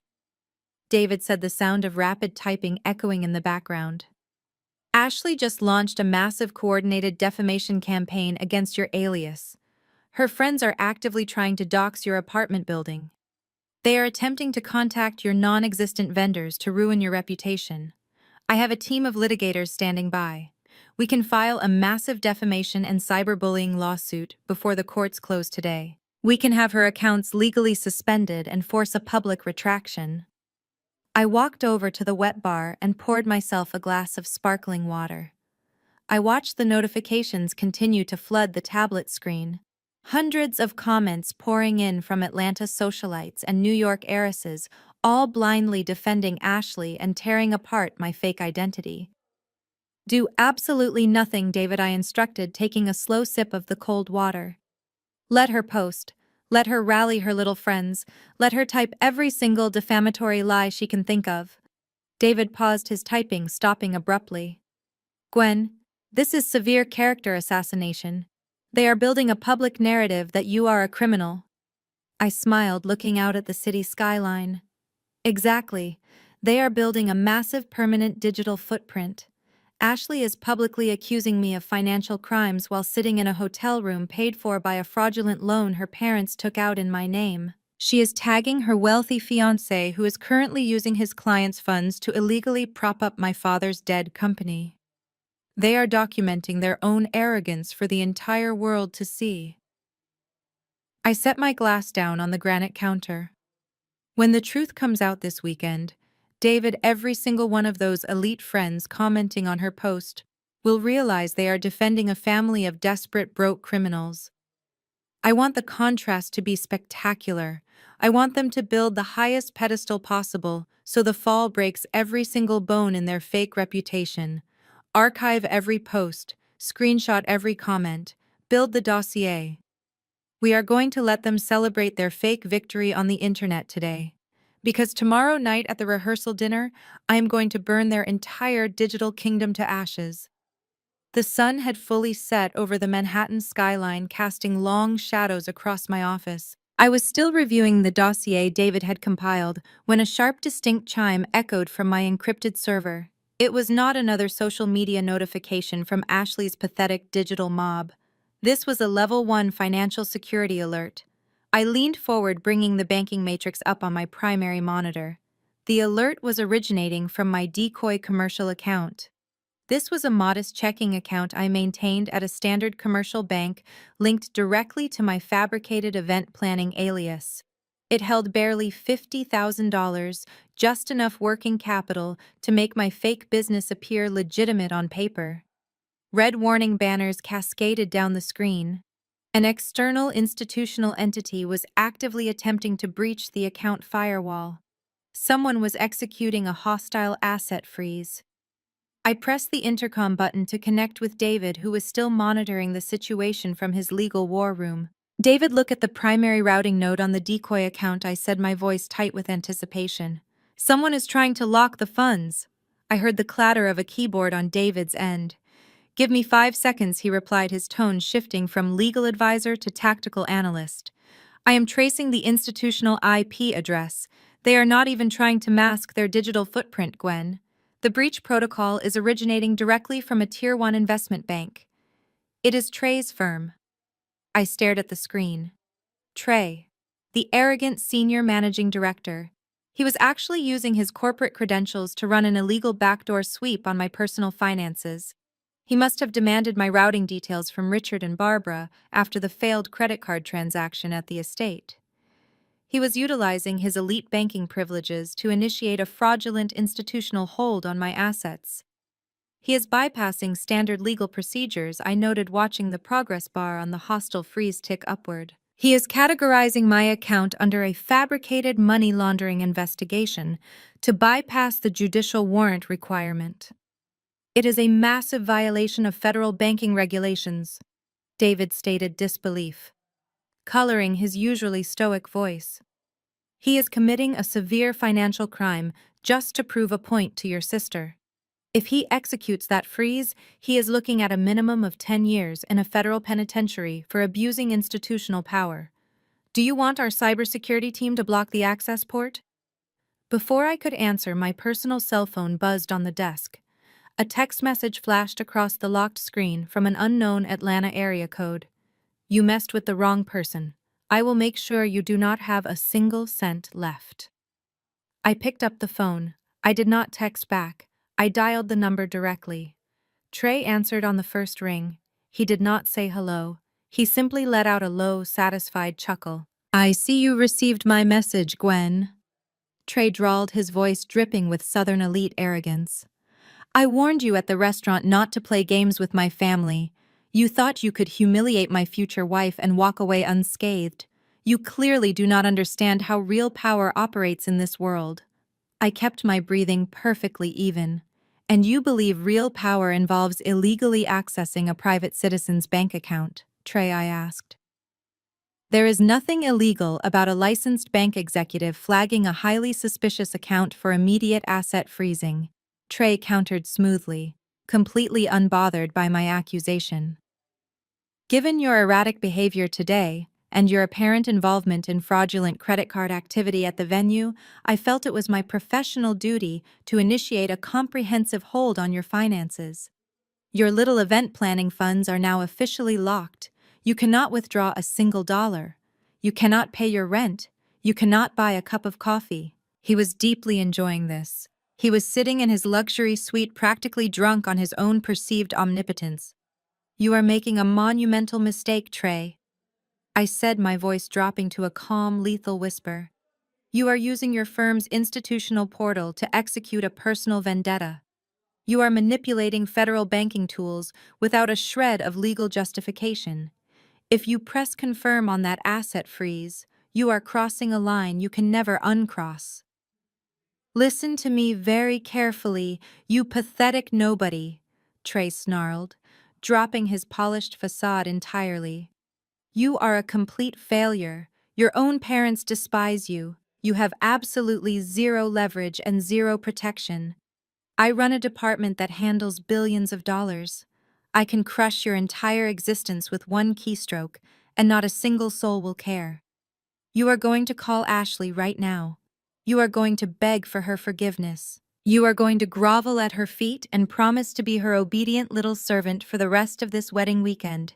If you do exactly as you are told, I might consider lifting the hold on your pathetic little checking account next month. I looked at the monitor. The hostile freeze protocol was sitting at 99%. It was waiting for his final executive authorization. I do not beg, I stated simply. Then enjoy bankruptcy, Trey spat. The line went dead. Less than 2 seconds later, the monitor on my desk flashed a brilliant solid red. The decoy account balance of $50,000 was officially locked under a hostile institutional freeze. Trey had actually done it.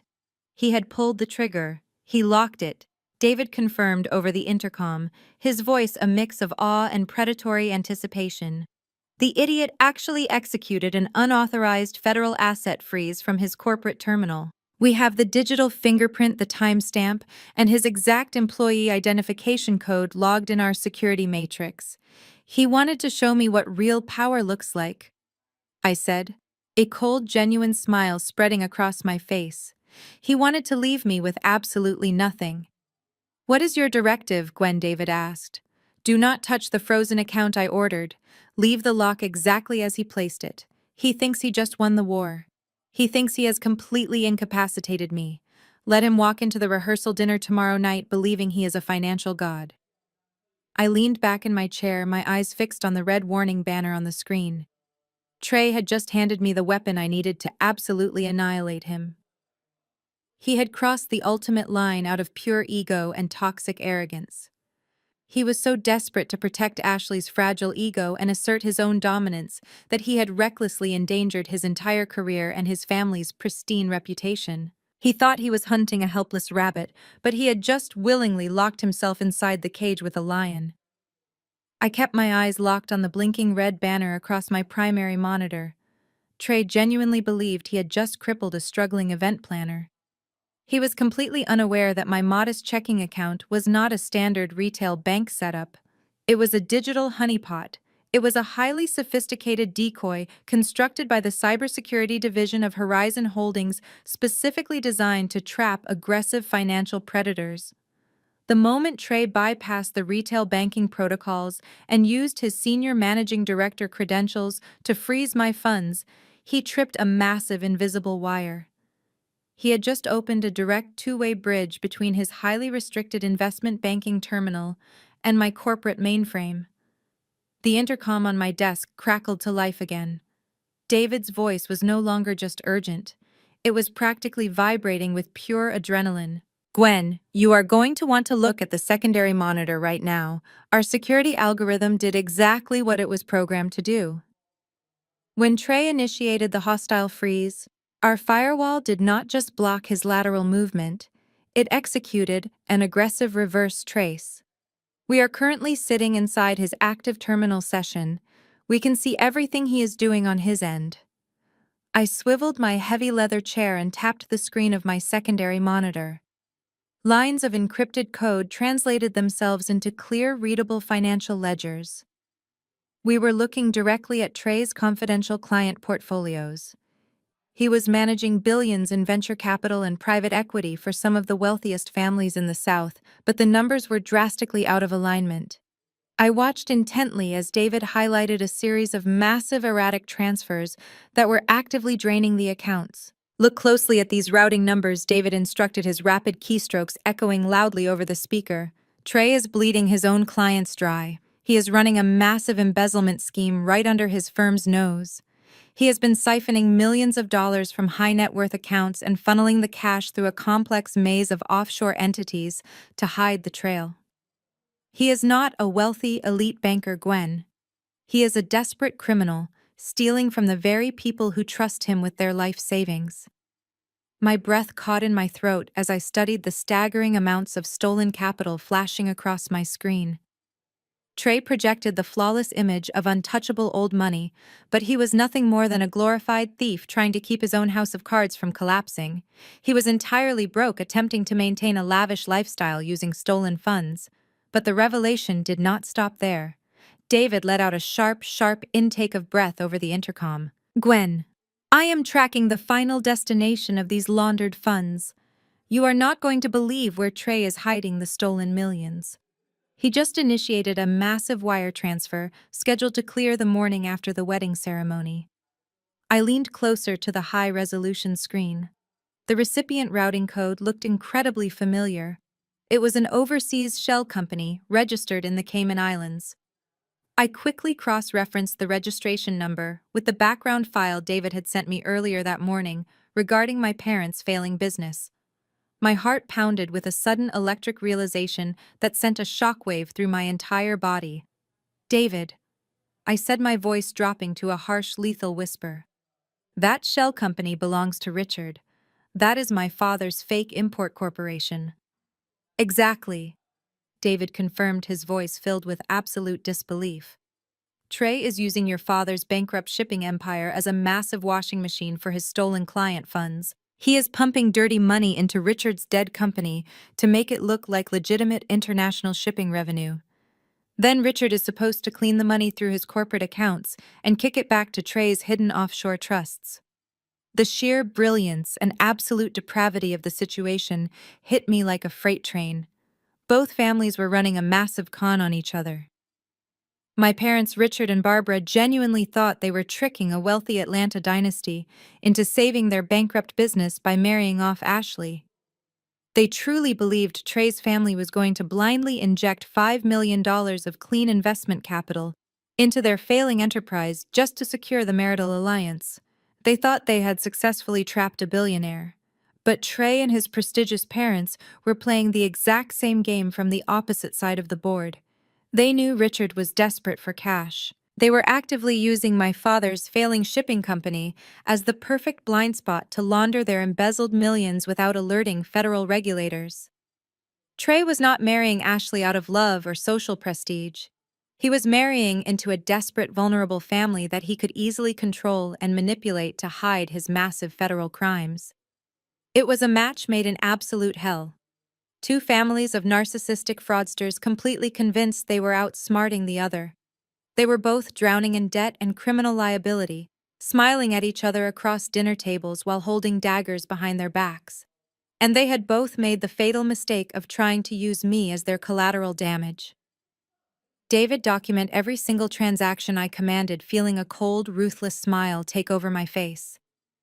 Download the routing numbers, the timestamps, and the exact client portfolios Trey is stealing from.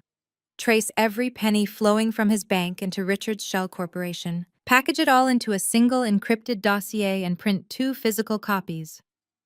"What is your directive, Gwen?" David asked, his tone reflecting pure professional anticipation. He knew exactly what kind of destruction I was about to authorize.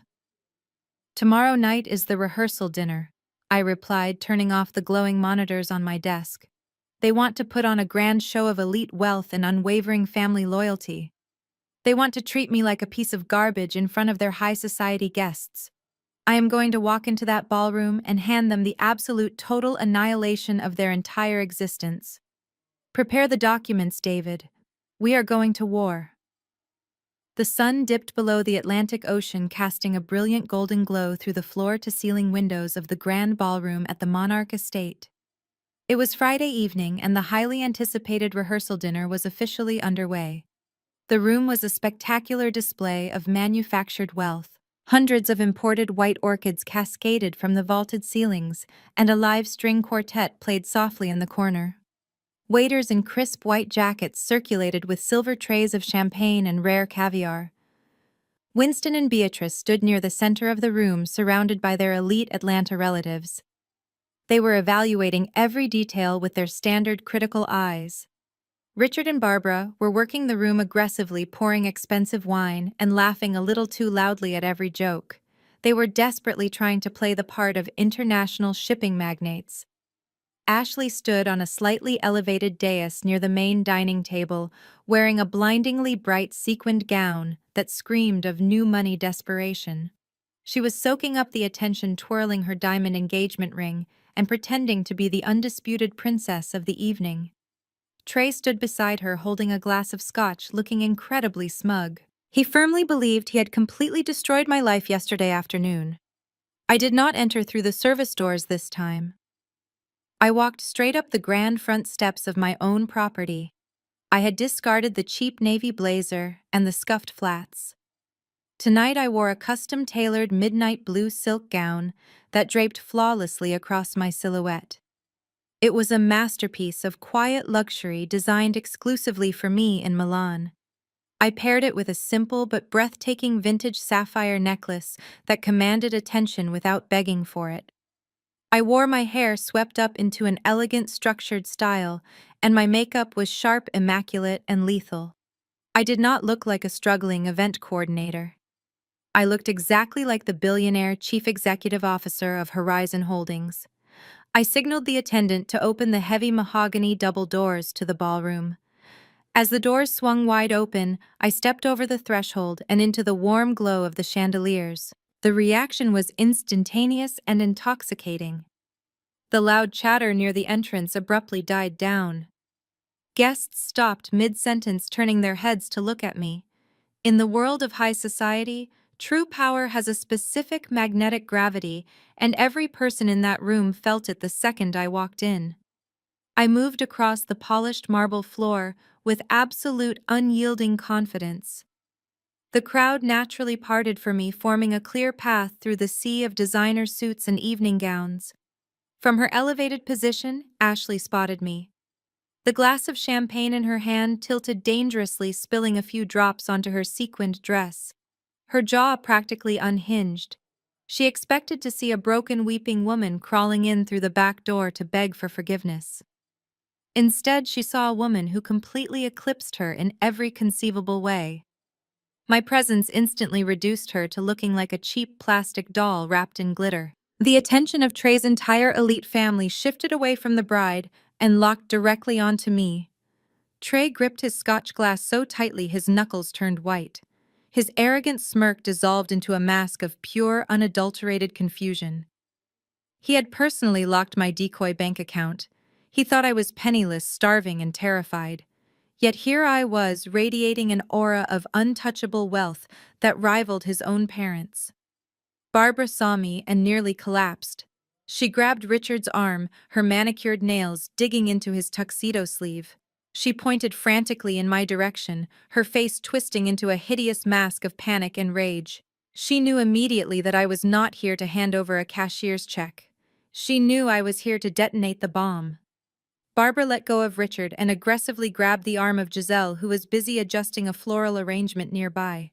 I watched Barbara whisper furiously into Giselle's ear, pointing directly at me. Giselle's face lit up with vicious, righteous indignation. This was her moment to prove her loyalty to the wealthy clients. She snapped her fingers and signaled for two large venue security guards stationed near the terrace doors to follow her. Giselle marched across the ballroom floor, her stilettos clicking sharply against the marble.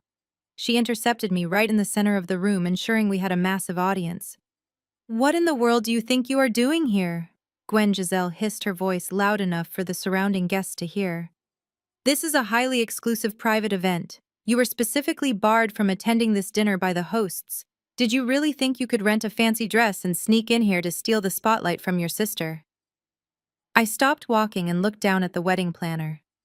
I kept my posture perfectly straight and offered her a cold, serene smile. "I do not need an invitation to walk into this room, Giselle," I said, my voice carrying a quiet, heavy authority that made her blink in surprise. "You are severely delusional," Giselle scoffed, placing her hands on her hips. "Your mother warned me you might try to pull a stunt like this. You are a bitter, broke nobody who is trying to ruin a multi-million-dollar wedding. I told you yesterday I have a very close personal relationship with the owner of this estate. If you do not turn around and walk out those doors right now, I will have you permanently banned from every luxury venue on the East Coast." She turned dramatically to the two security guards who had stopped a few feet behind her. "Gentlemen, grab this woman by the arms and physically escort her off the premises. Throw her out the back service doors. If she resists, call the local police and have her arrested for trespassing." The guests surrounding us gasped collectively. Beatrice and Winston watched the scene unfold with deep, aristocratic disapproval. Ashley looked down from her dais, a triumphant, nasty smile returning to her face as she waited for me to be dragged out like a criminal. I did not flinch. I did not take a single step back.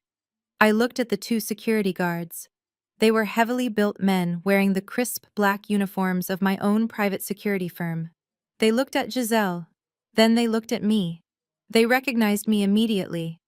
I held my ground, raising a single eyebrow at the guards, waiting to see exactly how they would respond to a rogue wedding planner, giving them orders to assault their ultimate employer. The two security guards remained perfectly still, refusing to lay a single finger on my silk gown. They stared at Giselle with blank professional expressions, entirely ignoring her frantic screeching. Giselle stamped her stiletto heel against the marble floor, her face turning a vibrant shade of crimson. She opened her mouth to scream at them again, but the booming sound of microphone feedback suddenly pierced the heavy silence of the ballroom.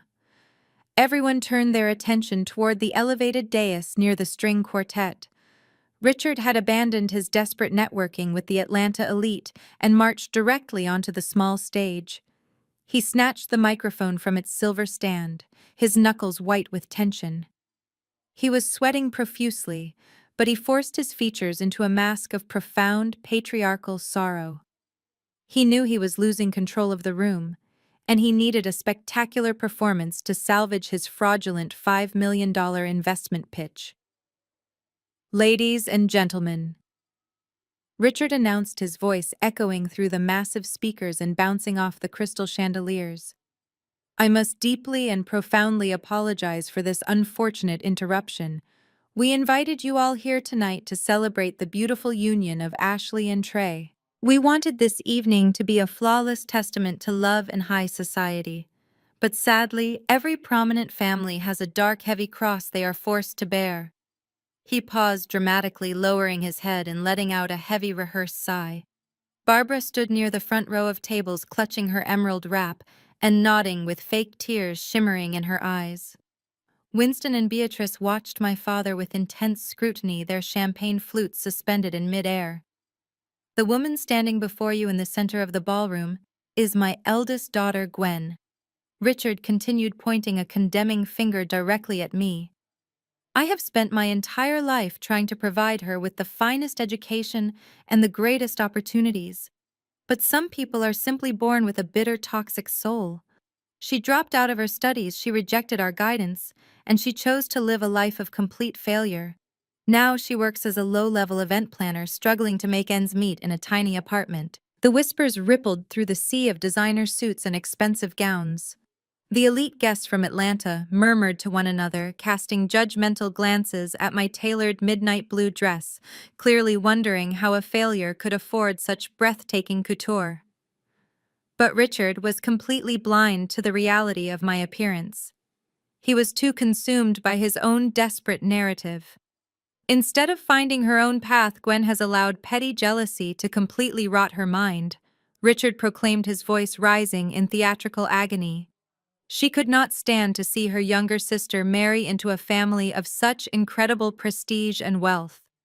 Over the past 24 hours, she has actively attempted to sabotage this beautiful wedding. She tried to commit credit card fraud against us. She tried to cancel our venue contracts. She is nothing but a jealous extortionist who came here tonight to blackmail us for cash. She is completely and entirely unwelcome in this family and at this celebration." Ashley let out a loud, dramatic sob from her seat, covering her face with her hands. Barbara rushed over to comfort her, playing the role of the devoted, protective mother. The performance was sickeningly perfect. They were painting me as a deranged, impoverished criminal who had crashed a billionaire event out of pure spite. That was the exact moment Trey decided to assert his dominance.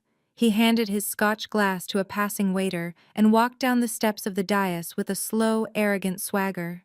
He adjusted his charcoal suit jacket, projecting the image of a fearless protector stepping up to shield his fragile bride from a monster.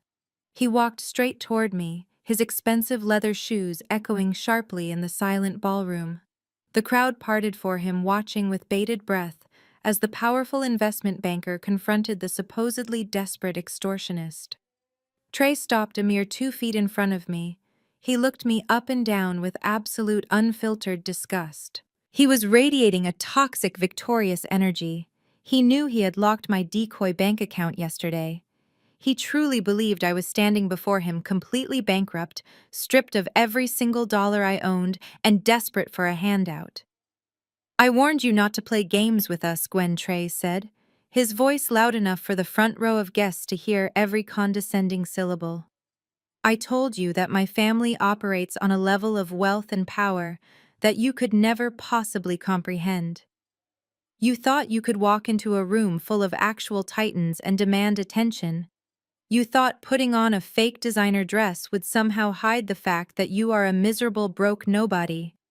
I kept my chin held high, maintaining unbroken eye contact. I did not flinch. I did not raise my voice to defend myself. I simply let him dig the trench deeper. "You are a stain on this beautiful evening." Trey continued, his tone dripping with lethal arrogance. "You are embarrassing yourself, and you are embarrassing the high society standards of my family. We do not negotiate with desperate scammers. We do not entertain jealousy from the bottom tier of society." Trey reached into the inner pocket of his tailored jacket. He pulled out a sleek designer money clip. With a swift, practiced motion, he extracted a single crisp $100 bill. He held it up between his index and middle fingers, displaying it to the crowd like a king tossing a breadcrumb to a starving peasant. He looked me dead in the eyes, a cruel, satisfied smirk twisting his features. He let go of the bill. The green paper fluttered through the air and landed softly on the polished marble floor, right at the tip of my high heels. "Take this pocket change, call a cab, and crawl back to your hole," Trey commanded, his voice echoing with absolute finality. The ballroom was paralyzed. No one breathed. Winston and Beatrice nodded slightly, clearly approving of their son's ruthless handling of a perceived threat. Richard and Barbara beamed with pride, thrilled that their future son-in-law had publicly executed their dirty work. Ashley stopped her fake crying and smirked down at me, waiting for me to shatter into a million pieces and run crying into the night. I looked down at the $100 bill resting on the pristine floor of my own multi-million-dollar property. Then I slowly lifted my gaze and looked right back at Trey. A cold, genuine smile crept onto my face. The sheer beauty of his arrogance was almost poetic. They had played their final hand. They had exhausted every lie, every insult, and every manipulation they possessed. They had pushed all their chips to the absolute center of the table. They had no idea that I held the winning hand, and I was about to burn their entire casino to the ground. The crisp $100 bill lay on the polished marble floor, a vibrant green insult meant to break my spirit. Trey smirked, adjusting his expensive cuffs, fully expecting me to drop to my knees and scramble for the loose cash.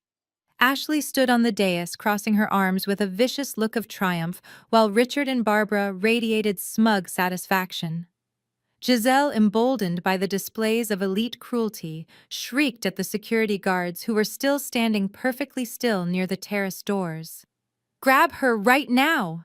she commanded, her voice cracking with pure hysteria. "Throw this trash out the service doors before she ruins the aesthetic of the entire evening." But the heavily built men in the black uniforms did not move toward me with aggression. Instead, the heavy oak doors at the back of the ballroom swung open with a resounding thud. A synchronized unit of 8 elite security personnel marched into the room in perfect formation. The wealthy guests gasped, stepping back in alarm to clear a wide path. The guards did not grab my arms. They did not shout or draw weapons. They marched directly to where I stood, executed a sharp synchronized turn, and formed 2 perfect protective lines flanking my sides. They bowed their heads slightly in a universal gesture of absolute respect and subservience. The entire ballroom froze. The air was instantly sucked out of the room. Trey took a hesitant step backward, his arrogant smirk faltering as he looked at the wall of muscle protecting me. Through the secure corridor created by the guards walked Jonathan, the National Chief Operating Officer of Horizon Holdings. He was a man who managed billions in global commercial assets, known across Wall Street for his ruthless corporate efficiency. He wore a razor-sharp tailored suit, his silver hair catching the light of the crystal chandeliers. He did not spare a single glance for Richard, for Barbara, or for the supposedly elite Atlanta banking family. He walked directly up to me, stopped, and offered a deep formal bow of total reverence. "Good evening, Madam CEO," Jonathan said, his voice carrying clearly in the dead silent room. "The encrypted financial dossiers you requested have been fully compiled and completely verified by our legal and cybersecurity divisions. The trap is perfectly locked." He handed me a thick black leather portfolio bearing the gold-embossed crest of Horizon Holdings. I took the portfolio, the weight of their imminent destruction, resting comfortably in my hands. The collective gasp from the room was palpable. The whispered title of CEO rippled through the crowd of wealthy socialites like an electric shock. I stepped forward, leaving Trey's pathetic $100 bill on the floor. I walked straight past the paralyzed investment banker and ascended the carpeted steps of the dais. Richard stood frozen, clutching the microphone, his face drained of all color, resembling a terrified wax figure rather than a powerful shipping magnate. I reached out and firmly pulled the microphone from his sweating, trembling fingers. He offered zero resistance. His eyes were wide with a dawning, horrific realization. I turned to face the sea of designer gowns and bespoke tuxedos. The string quartet had long since stopped playing their bows, resting silently on their cellos. "Good evening, ladies and gentlemen," I announced, my voice steady, resonant, and dripping with undeniable authority. "Please allow me to properly introduce myself, since my father's earlier speech was heavily fictionalized. I am Gwen. I am the sole founder, chairman, and chief executive officer of Horizon Holdings. We are a multinational real estate and hospitality conglomerate. And more specifically relevant to tonight's gathering, I am the sole 100% owner of the Monarch Estate." The sound of a champagne flute shattering against the marble floor violently broke the silence. It was Giselle. The luxury wedding planner's knees visibly buckled beneath her. She staggered backward, hitting a cocktail table, her face twisting into a mask of pure, unadulterated horror. She had spent the entire morning and the previous day screaming at me, forcing me to carry heavy garment bags like a pack mule, and insulting my clothes. She had bragged loudly about having drinks with the fictional older gentleman who owned the estate. Now she was staring directly at the 33-year-old female billionaire she had been treating like a peasant. Giselle let out a pathetic, suffocated wheeze and literally collapsed onto the floor, clutching her gold-plated clipboard to her chest, as if it could save her from professional execution. I looked directly down at her trembling form from the stage. "Giselle." I spoke into the microphone, my voice echoing like a judge delivering a fatal sentence. "You have consistently demonstrated an appalling lack of basic professionalism, an atrocious attitude toward my staff, and a fundamental misunderstanding of luxury hospitality. You are officially stripped of all vendor privileges at any property owned by Horizon Holdings worldwide. Furthermore, your entire agency is fired effective immediately. You have exactly 10 minutes to pack your equipment and vacate my property before my security team physically throws you out the service doors you are so incredibly fond of." Giselle scrambled to her feet, her stilettos slipping wildly on the polished floor. She was sobbing hysterically as she ran toward the exit, abandoning Ashley entirely. The guests watched the wedding planner flee in absolute shock.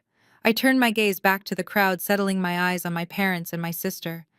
Ashley was hyperventilating, gripping the edges of the dais, staring at me as if I had just descended from the heavens to strike her down. Richard and Barbara looked like they were facing a firing squad, holding on to each other for physical support. As for this rehearsal dinner and the main event scheduled for tomorrow afternoon, I continued holding up the black leather portfolio. "I am officially exercising my executive rights as the property owner to terminate the venue rental contract, effective immediately. This entire wedding is canceled. You are all actively trespassing on private property." The shockwave that hit the room was catastrophic. Beatrice and Winston, the untouchable Atlanta elites, stood with their mouths slightly open, the sheer scandal of a canceled high society wedding washing over them. They looked at Richard and Barbara, expecting intense outrage or an immediate legal defense. But my parents could not speak. They knew they had no legal standing. They knew they were broke, fraudulent, and completely at my mercy. I had just dismantled their $500,000 illusion with a single command, kicking them out of the most exclusive venue on the coast the night before the wedding. But the destruction was only just beginning. I placed my hand on the cover of the black leather portfolio, ready to show the elite guests exactly who they were truly celebrating. I opened the black leather portfolio. The satisfying weight of the glossy pages felt like the physical manifestation of absolute karma. The silence in the ballroom was total, a collective holding of breath from hundreds of elite guests. I looked at Jonathan, who stood impeccably straight at the edge of the dais. I gave him a single sharp nod. Instantly, the massive digital projection screens flanking the ballroom flickered to life. These screens had been originally set up to display a nauseatingly perfect slideshow of Ashley and Trey playing the roles of a flawless power couple. Instead, the romantic lighting dimmed, replaced by the harsh, glaring white light of high-resolution scanned documents. Gasps echoed through the room as a highly confidential loan application materialized on the screens. The text was massive, undeniable, and damning. I raised the microphone back to my lips. What you are looking at, ladies and gentlemen, is the true financial foundation of this magnificent evening, I announced. My voice was steady, slicing through the heavy air of the room. This is a black market loan application for $200,000. You will notice the applicant name is mine. You will notice the social security number belongs to me. However, I did not sign this document. Richard lunged forward, his hands grasping empty air as if he could physically tear the digital projection down from the wall. "Turn that off!" he bellowed, his voice cracking with sheer, uncontrollable panic. "This is a private family matter. You are violating corporate confidentiality." "There is nothing corporate about identity theft," Richard Fye replied, dropping the title of father permanently and entirely. "You and Barbara forged my signature. You attempted to shackle me to a predatory shadow lender just to secure the cash needed to pay for this venue. You were willing to completely destroy my financial future to maintain your fragile, pathetic illusion of wealth." Barbara rushed toward the dais, her emerald silk dress catching on the edge of a banquet chair. "We did it for the family," she shrieked, tears of genuine terror streaming down her face. "We were going to pay it back. We just needed a bridge loan." "Winston, Beatrice, please do not listen to her. She has always been severely mentally unstable. She fabricated these documents to ruin us."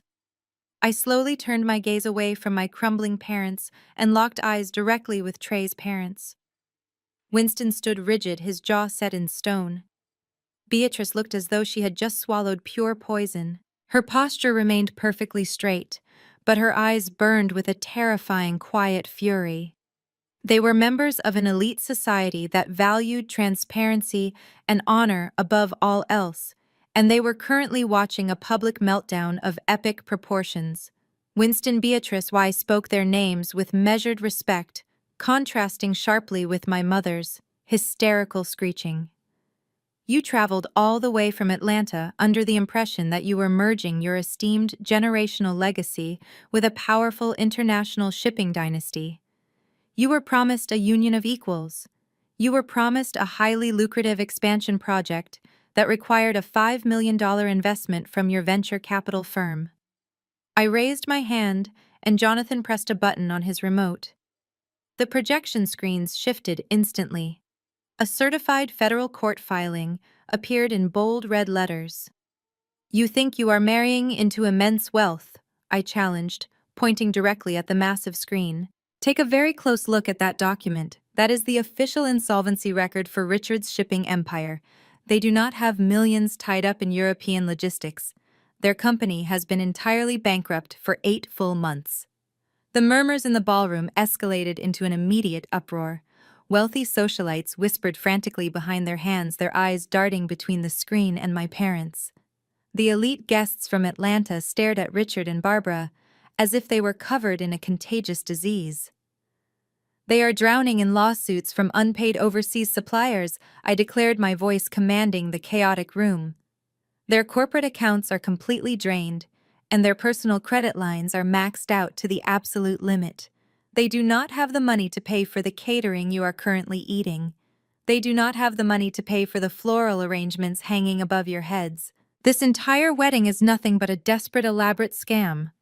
I continued driving the final nail into their coffin. This $500,000 party is a theatrical production designed exclusively to blind you. They created this illusion of grandeur to lure you into a false sense of security, all so they could siphon $5 million from your family to bail out their dead company. They used my stolen money to rent the stage, and they used Ashley as the bait. The impact of the truth was physically devastating. Richard staggered backward, clutching his chest. His legs gave out entirely, and he collapsed heavily into a gilded banquet chair, putting his head between his trembling hands. The invincible patriarch, the man who had thrown me onto the street for refusing to follow his elite path, was completely shattered in front of his peers. Barbara fell to her knees on the cold marble floor. Her expensive emerald dress pooled around her as she sobbed uncontrollably. She reached her shaking hands out toward Beatrice, begging for an ounce of mercy. Beatrice simply took one deliberate, disgusted step backward, completely withdrawing her physical presence from the proximity of a scammer. The rejection was absolute and lethal. Ashley stood frozen on the stage beside me, her mouth hanging open. She stared up at the bankruptcy documents as if the world had just ended. The horrifying reality washed over her face.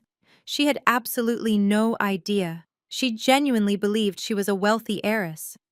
Her parents had lied to her too, keeping her completely in the dark so she could play the role of the arrogant, wealthy bride with total conviction. "You are a liar!" Ashley screamed, her voice raw and breaking. "Dad, tell them she is lying. Tell them we are rich. Tell them." Richard did not look up. He kept his face buried in his hands, letting out a long, defeated groan. His silence confirmed every single word I had spoken. The elite facade was entirely eradicated. The room buzzed with the sound of a dynasty burning to the ground. But as the crowd reeled from the exposure of my parents, I turned my attention to the man standing just a few feet away. Trey stood tall, his chest puffed out, an expression of righteous indignation plastered on his face. He believed he was the ultimate victim in this scenario, completely unaware that his own execution was scheduled next. Trey thrust his chest out, refusing to accept his impending downfall. He actually had the audacity to try and play the victim right in front of the crowd. He pointed a trembling, manicured finger at Richard and Barbara, who were still sobbing helplessly on the floor. "You absolute frauds!"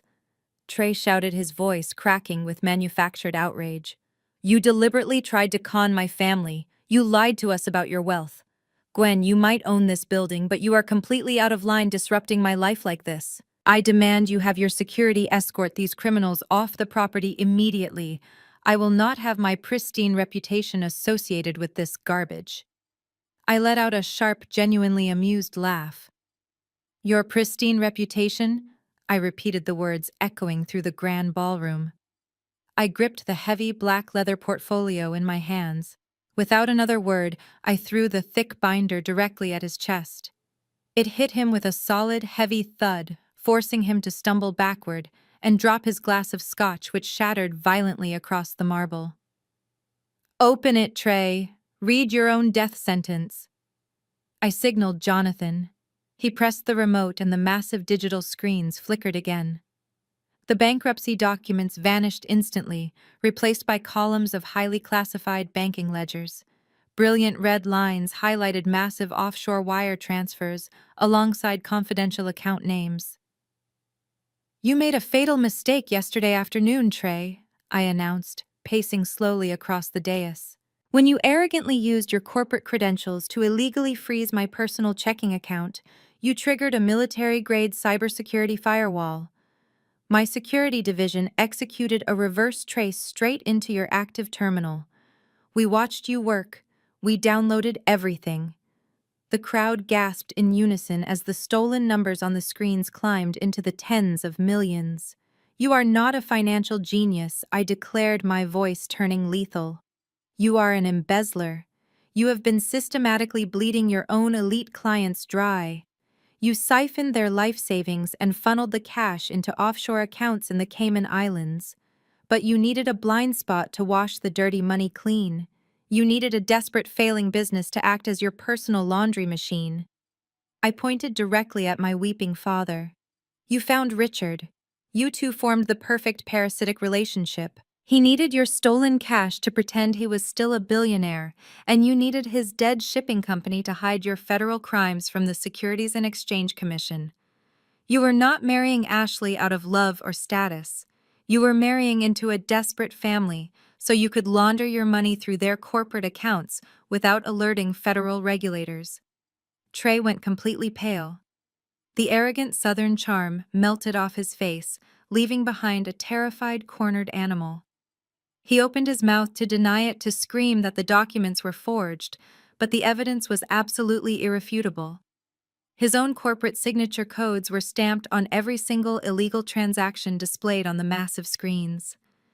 Beatrice stepped forward. The matriarch of the Atlanta banking dynasty looked at her son with a disgust so profound it could have frozen the ocean. She raised her hand and struck Trey across the face.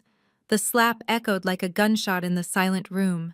Trey's head snapped to the side, a bright red handprint blooming instantly on his cheek. "You have disgraced our lineage," Beatrice stated, her voice completely devoid of any maternal affection. "You have weaponized the trust of our oldest friends to line your own pockets. You are a thief." Winston adjusted his custom linen suit, his eyes burning with lethal disappointment. "This wedding is entirely cancelled," he announced to the terrified room.